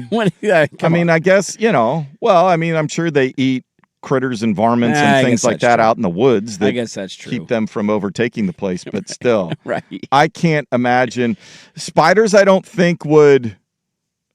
That wouldn't traumatize me. That depends on the kind of spider, though, does it not? If it's just a normal, I don't know. If you had a black widow and if you put on a helmet that you would wear or something along those lines, there's a black widow in there. I think I'd be conscious of it, but I don't think I would be traumatized. This would do it for you. Yeah. I'm not freaking out of snakes the way Sprague does. Yes. Which is hilarious on a golf course. I really want to play more snake jokes on him. That's a New Year's resolution for me for next year. We have to be very careful. I know, but also... He's mortified, terrified. I will never forget playing with him at what I can't remember. We were at Tri-Mountain. Was it Tri-Mountain? And they were little garter snakes. Little garter snakes. Maybe 8 inches long, maybe. Dude, and he screamed. He could not concentrate on anything else. And ran 40 feet away in the other direction. And we just looked at him like, what's the matter with you? It's a garter snake. My dad had a pet tarantula for a while. Yeah. I've held one of those. And I'm not huge on spiders, but they don't make me scream I haven't been around scorpions. Scorpions might weird me out. Yeah. Because I haven't spent enough time down in tail comes up, the desert. Exactly. Yeah, that's a little shocking. Spiders don't tend to freak me out, though. I mean, I'm not a huge fan of spiders. I don't seek them out. I don't scream when I see them. No, I don't scream. I was like, oh, all right, I better go get that guy. Let me find some tissue or Kleenex and crunch him up. Well, thank God that kid's alive. That is a horrifying story. I'm glad he's still breathing. Kid grabbed a helmet and went and kept going in practice. What a tough kid, too, to practice through that, too. Kid's not even, the helmet's not fitting right. Get through it. Don't be a candy ass. All right. Whatever it takes. This is fantastic. Whatever it takes, man. Maybe I have found what it's going to take for us to get over the hump in the World Cup. Because there is a story out of South Korea that I want to know. 1, do we respect the hustle? 2, if you're a referee, what's your answer? Uh-oh. The government's Ministry of Culture, Sports, and Tourism of South Carolina has issued a report. Wait, South Korea? Or excuse me, what did I say? South Carolina. Did I say South Carolina? South Korea, thank you very much. I'm like, what did I just say? Yeah, no, not South Carolina. That's not a country. That's a state. South Korea and their football association has released a public report basically indicating they found that this organization paid for sexual entertainment at massage parlors on at least 8 different occasions from 2011 to 2012 for foreign referees and football officials visiting South Korea. 3 of the matches involved were qualifiers for the World Cup and the Olympic Games.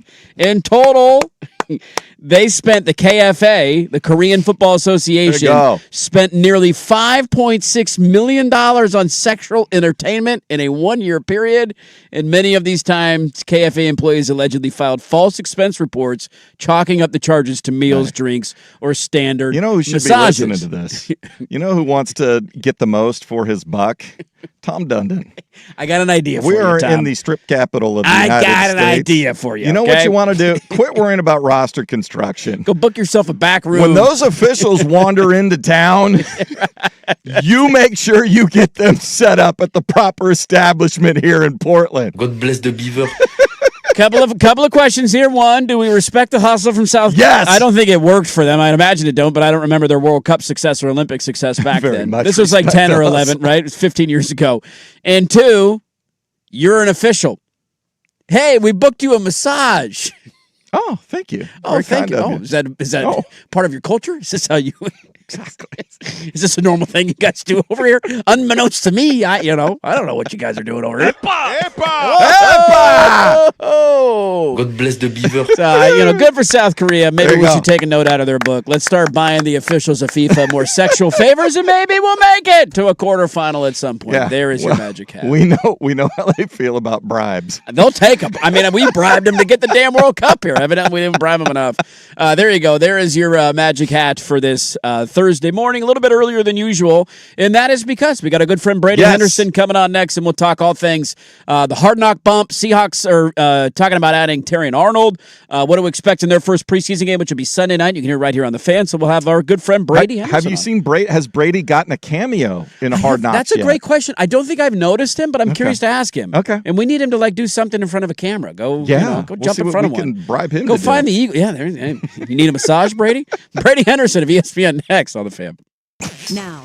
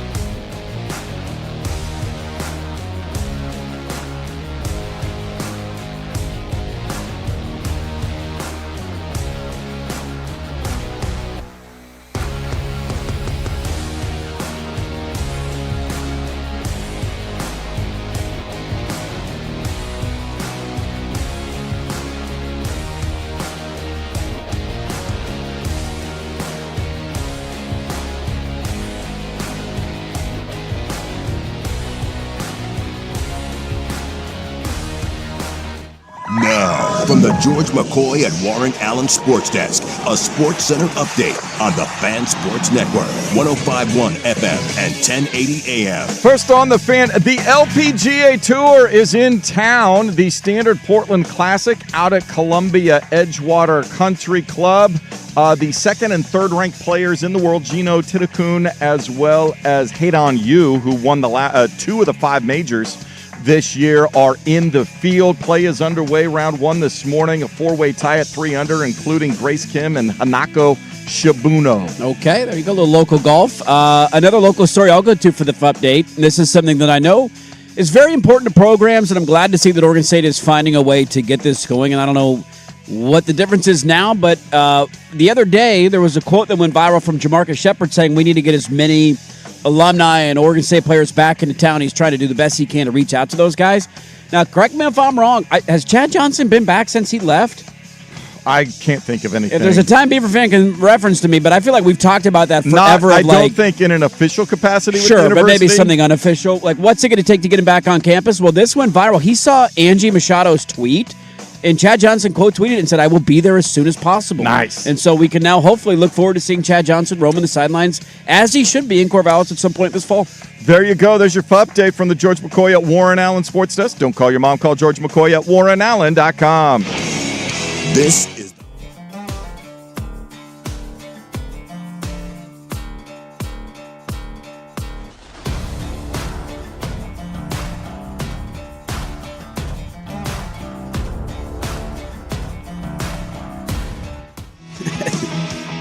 Harley chiming in on the YouTube chat saying he's found his fantasy football league's punishment. Make him go to Hollywood, Florida, do a little nude dining. Golly, I just can't. I don't understand how that's a thing and why that's desirable. If you've got to be there is a shade of creepy if you're interested in a naked dinner where there's an ulterior motive there where you're trying to get something else done. I just don't quite compute it. But a fun magic hat nonetheless. And let's talk some NFL football, shall we? The preseason kicks back into high gear tonight. We had the Hall of Fame game last week, and now we go to talk some Seattle Seahawks football because they play their first game, and the full slate kind of kicks in tonight with 6 different games. Our good friend Brady Henderson of ESPN covering the Seahawks at Brady Henderson on Twitter is where you can go give him a follow. Brady, good morning to you, man. Thanks for the time today. Have we seen – I've been watching, and I've been pretty enthralled with it, even though I poo-pooed McDonald a little bit at the start, thinking he might be boring. Certainly is not the case. Have we seen Brady Henderson's mug on Hard Knocks yet? No, thankfully, no. I have.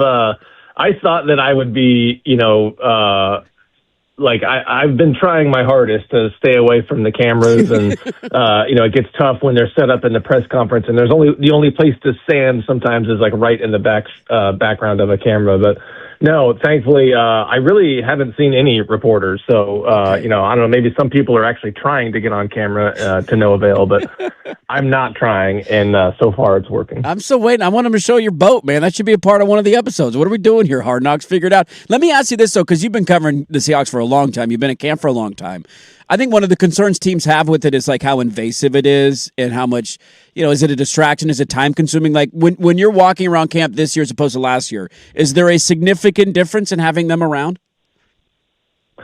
You notice them, yeah, for sure. I think the number is like 35 crew members in terms of people who are actually on site every day. Between the camera people and the sound people and the producers and all that. So you definitely notice them. These days there are, like, every NFL team has its own in-house kind of production people because they're doing those, just in-house documentary style content. And then you got the camera people who are there filming practice for them to, review it and actually, learn from it. So there usually are quite a few camera people there. There's definitely more this year. So yeah, I notice it. I believe how it works is, in some of those meeting rooms, they have, like, the team position meeting rooms, they have kind of cameras that are just like smaller cameras that are just set up. Right. And I think the idea there is that, it's supposed to be less invasive, and it's supposed to, maybe not deter players from being themselves and saying what they would normally say, like they would if there was a full, a boom mic and a camera person in there and everything. So, the cameras are still in the locker room. They're still going in the facility. So, I imagine to some degree it is somewhat invasive for them. Yeah, the nanny cam stuff is nice. I'm with you there. It kind of allows them to be themselves. Brady Henderson, our guest, covering the Seahawks for ESPN, at Brady Henderson on Twitter. They played their first preseason game Sunday night, and you can hear it right here on the Fan. Last one on Hard Knocks, and I obviously have some actual football questions for you, but it's been a nice, I'd imagine for Seahawk fans, it's like porn, man. Like you're watching your coach. Everybody's loving the way the show has been represented. I thought the last episode was awesome. Like, just what have you made of the way that it has portrayed Seattle? And it seems like it's been a very positive thing for them. I think both episodes have been fantastic. And I went into this kind of thinking that I may be a little underwhelmed. Just knowing that, I'm out there every day and some of this stuff is going to be stuff that I've already seen. And B, I wondered if we would get kind of a sanitized version, just knowing that this team doesn't really do drama. And, I don't know if a lot of teams really want to put all their business out there. I've been blown away by how much has been in there, the stuff that they have, allowed to be in there. And I think beyond that, it's also, I would say, it's just a really accurate look at who the Seahawks are. And I don't know if that is always the case on Hard Knocks. I've talked to, I remember talking to a reporter who covered a team that was on the show years ago. And I want to say he said that there was one scene that was kind of fabricated, more or less.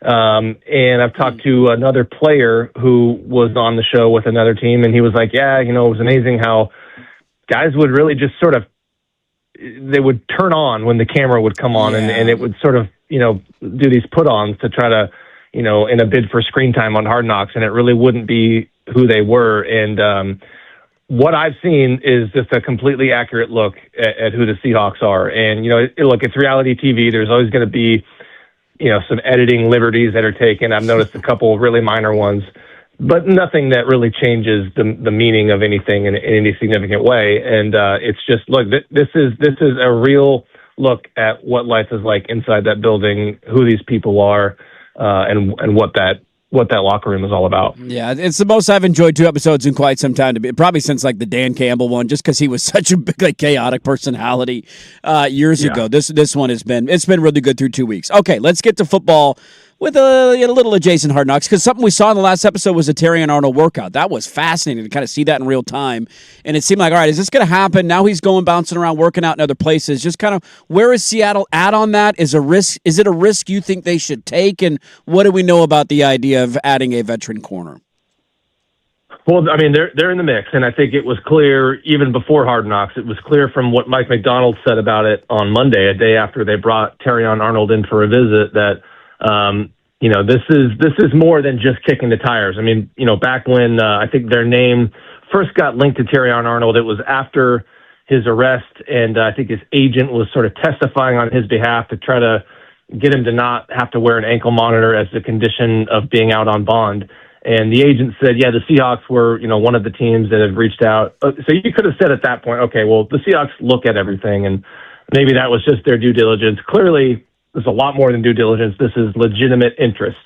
Now, there's legitimate interest, and there is being willing to go for it and to sign the guy and to take on the risk that would mean taking on. And you sort of saw a little bit of it in Hard Knocks, where, the first, in one of the early clips they show about the Terrion Arnold situation, it's John Schneider in his office with another front office member, and they're trying to come up with examples of other, other teams that have acquired players while they've had like legal situations hanging over their head. And he's clearly trying to gauge like what the fallout would be, like PR wise, like how much blowback he would get. So clearly that is something that they are concerned about. I think the ownership situation being in transition also complicates matters, because you don't know, how the soon to be owners are going to feel about something that, depending on the timing, they may not have the opportunity to sign off on.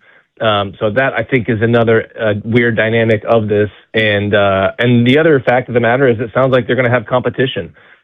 He visited the Saints right after Seattle visited the Giants yesterday, and you heard John Harbaugh sort of with some, I guess, similar comments to what Mike McDonald said on Monday. And in both cases, it sounded like a coach who was very much interested in signing that player. Yeah.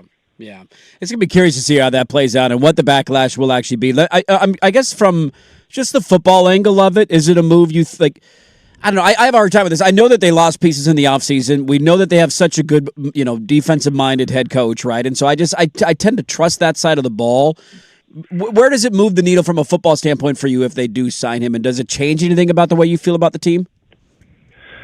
Well, it's hard. It's a great question, but it's a hard one to answer because we don't know when Terrion Arnold is going to be available. Right. So I would wonder about the possibility of the commissioner's exempt list, which is basically like a paid leave that the commissioner can put a player on this list, and I believe he can be in the facility. He can take part in meetings, and he gets paid, but you can't play while you're on this list. And the idea is it just gives the NFL time to look into this ongoing legal matter.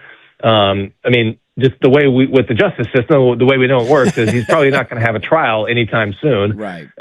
So it's not like there's going to be legal resolution to this before the season starts, or probably not before the season ends, I would imagine. But the commissioner's exempt list exists for that reason, to where the NFL can sort of take control of the situation. So does he go on the commissioner's exempt list, and is he maybe available like later in the season? You did hear John Schneider in the Hard Knocks clip talk about, they got to sort of prepare their roster for November, December, December, January, whatever it said. So that sort of made me think that maybe this is a guy that they wouldn't have until later in the season. But whenever they have him, I think he would be an upgrade over the current options at number 3 cornerback. He was a guy that they really liked in the 2024 draft. And I think if things had fallen differently, like if Byron Murphy wasn't there and they found a trade partner to get in the 20s, I think they very easily could have ended up with Terrion Arnold. Tough to judge his career so far. Kind of had some penalty issues first season and a half. He missed half the season last year with a shoulder injury that eventually required surgery. So he also is coming off an injury, which is another bit of this. But I think at his best, I think he'd be a better option than the guys they currently have vying for that number 3 cornerback spot. Yeah, that's a good point. We're talking with Brady Henderson of ESPN. As I get something stuck in my throat while I'm asking a question. At Brady Henderson on Twitter. The Seahawks play their first preseason game against the Cowboys Sunday night, 5 o'clock. You can hear it right here on the Fan. So Saturday night, 5 o'clock. As we look forward to that preseason game number 1, what do we know about who's in and who's out? And what are the things that this is the week of preseason football that I love because we're all excited for it and it's here, and then you kind of lose sight of it, and then the regular season kicks in. But these first couple of games are always a ton of fun to watch. What are we looking forward to, and what who do we know that is playing that will be in the lineup? I don't know, and I'm not even sure if they know yet. Mike McDonald made a comment the other day about how they may do things a little differently with their quarterbacks in the preseason this year. And if you remember last year, Darnold didn't play Darnold didn't play in the first game, only got like 10, 11 snaps. I think it was just the one series in the second game, and then Jalen Milroe played the entire game. So it's hard for Sam Darnold to play any less than he did. You would think that you would want to get him some reps, quarterback reps in a newish offense. But then again, that is what their joint practices are for. And Mike McDonald is a big believer in joint practices. They're going to do one of those next week with Tennessee, and maybe like last year, maybe that suffices for like significant, preseason action for the quarterback. So I don't know. Like Jadarian Price, I would wonder, like he's been injured, dealing with a minor injury. I don't know if they're going to want to put him back out there, especially considering you're already dealing with other injuries in your backfield, and you really cannot afford to lose that guy. So I would imagine that, maybe they play it safe with him. So that's a long-winded answer of saying I don't know, but I would not be surprised if we do not see a lick of Sam Darnold or Jadarian Price or most of the number 1 offense on Saturday. Yeah, a lot of twos probably. Last one for you, Brady. I'm curious now that we're a couple of weeks into camp, we'll start getting some preseason action. Like when you look at this team and the way it's constructed, what is the biggest question? Is it a new offensive coordinator, the running back position not having Super Bowl MVP, the depth pieces defensively? Like, what's the biggest looming thing for you that, hey, if Seattle doesn't have the same success or repeat, which is incredibly difficult to do in the NFL, that's maybe the thing that should be gnawing at Seahawk fan right now a little bit? I 3 weeks ago, I probably would have said the new offense, just because you're as much as Brian Fleury has going for him and is understandable of a hire as that was. You're talking about a first-time play caller, and there's just no, as my friend Brock Heward likes to say, there is no substitute for experience when it comes to play calling. And, it would not shock me if there are some, just hiccups along the way in terms of growing pains of doing it for the first time. Clint Kubiak, he had done it several times. He had been a play caller, I think, 2 or 3 times before getting the Seattle job last season. And, Brian Fleury will be doing it for the first time. That said, offenses look pretty good for learning and again, it's not a new offense. It's very similar to what they were doing, but there are some new aspects of it. So considering that, and considering they are going up against what was the best defense in the NFL last season every day, the offenses look pretty good. So I still might go the coordinator. But I would say a close second would be the backfield, and what is that run game going to look like without Ken Walker's explosiveness? When are they going to get Zach Charbonnet back? What is Jadarian Price going to be able to do as he steps into not like a true number one role by any means, but a bigger role than what he was asked to do while he was backing up Jeremiah Love at Notre Dame. So just the offensive coordinator and the run game, those would be the 2 biggest questions for me. Yeah, we'll see if any answers we get any answers to the questions. Saturday night, preseason game 1 against Dallas. You can hear it right here on the Fan at 5 o'clock. Brady Henderson covering the Seahawks for ESPN at Brady Henderson on Twitter. One of our favorites, man. We always appreciate the time. Thanks so much, and let's do it again soon. Yeah, you got it. Thanks for having me. There you go. Brady Henderson of ESPN talking some Seattle Seahawks. They play on Saturday night against Dallas right here on the Fan. Yep. Preseason 3 o'clock football. pregame, 5 o'clock If kick. I remember correctly from their first preseason game last year, I remember watching it. I think it was just Jalen Milroe going crazy, if I remember correctly. Like, you just go out there, kid. Nobody had any idea how good or bad Sam Darnold was going to be at the time. And I remember, to Brady's point, he was not playing in that game. And it was just like, yeah, see what you got, Rook. Go run around. See if they've got a depth chart. I mean, if Brady Henderson doesn't know who is and is not playing, I don't think they're going to have a depth chart up of other guys. He's not the backup. Drew Lock's the backup. But I don't know if you want to throw Lock in there. and Milroe. Yeah. And I don't see... One of the games Milroe's going to play, just give him a game. Yeah. Run around, see what you can do. That'll probably be the last one. Usually that game 3, anybody... Well, a lot of teams handle it differently. That's the tough part. I'm going to get to that in the final segment of a lot of some guys are playing tonight. We got some good quarterbacks who are playing. I don't know how much they're going to play, but they're in the lineup tonight. The Josh Allen and the starters are at least going to go play a series. Play a little bit. So some people then shut down week 1 and then play guys week 2 and week 3. Some guys shut down, play week 1, week 2, and then shut down week 3. The Seahawks only have 3 quarterbacks on the roster. Yes. I imagine you want to keep Locke healthy. Let Milroe go run around and see what he got for a game, whether it's tonight or game 3 or Saturday or game 3. We'll find out. Seahawks coverage on the Fan presented by Xfinity. Score the most reliable Wi-Fi. One price, 5 years guaranteed. Xfinity. Imagine that. We'll wrap it up. Get you set for your night in preseason football. Let's build a parlay, shall we? On the Fan.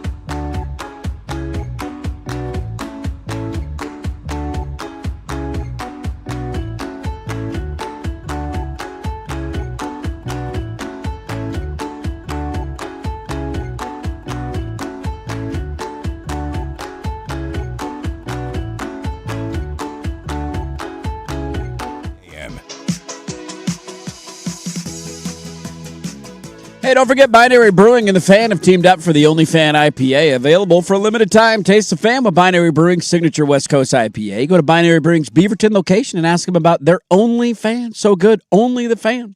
And Binary Brewing can pull it off. Wow. That's over in my neck of the woods. Have you been over yet? You haven't even been over to have the Fan? You are the Fan. I wonder People are tasting you. What's the matter with you? Go get yourself an Only Fan. Next week, yeah. Hops are out of town next week. That's how they do it. That's how they make the OnlyFan. They hang you upside down. It goes drip, drip, drip. I don't know. To make the OnlyFan, man. You think they'd pour one out for me? I would hope so. You're the Fan. I am the Fan. You are the Fan. Am I? Suk, Isaac, and I. Yeah. Of the three of us. Yeah. Who's more Fan? Who's more Fan? That's a great question. Isaac's been here the longest. Suk and I showed up around the same time. I might give you the nod based on the amount of responsibilities that you wear. Based on the amount of backpacks that you're carrying around. ROP is all about ROP. Yes, ROP is ROP. I think it's between Suk and I. Yes, it is.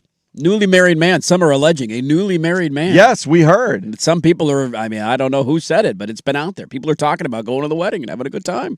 We need to have Brooke back in the mail sack. we need her back. I don't know how we make that happen more often. Hopefully she enjoyed it. I think she did. I think she had a good time. Other than dealing with Sprague's huge penis book, yeah. They'll throw you off a little bit if you're not quite ready for that one.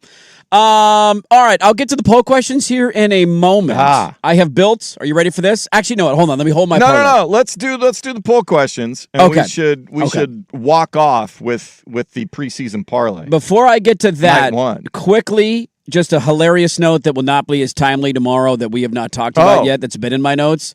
Did you see what the Eagles did to Jalen Hurts yesterday? No. Did you see this controversy? So they put out the Eagles account, right?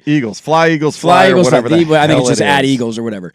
They said right on cue, because Quinyon Mitchell, I think, right, is one of their quarters. He got an interception in practice. Now, this has led to a very heated discussion because in order to highlight an interception in practice, what are you all from a player? Like, hey, look at that defensive play. I mean, your quarterback threw a pick. You're highlighting that your quarterback. Unless it was a joint practice. It was Jalen Hurts throwing the interception, and it was an ugly-looking throw, and it was a bad interception.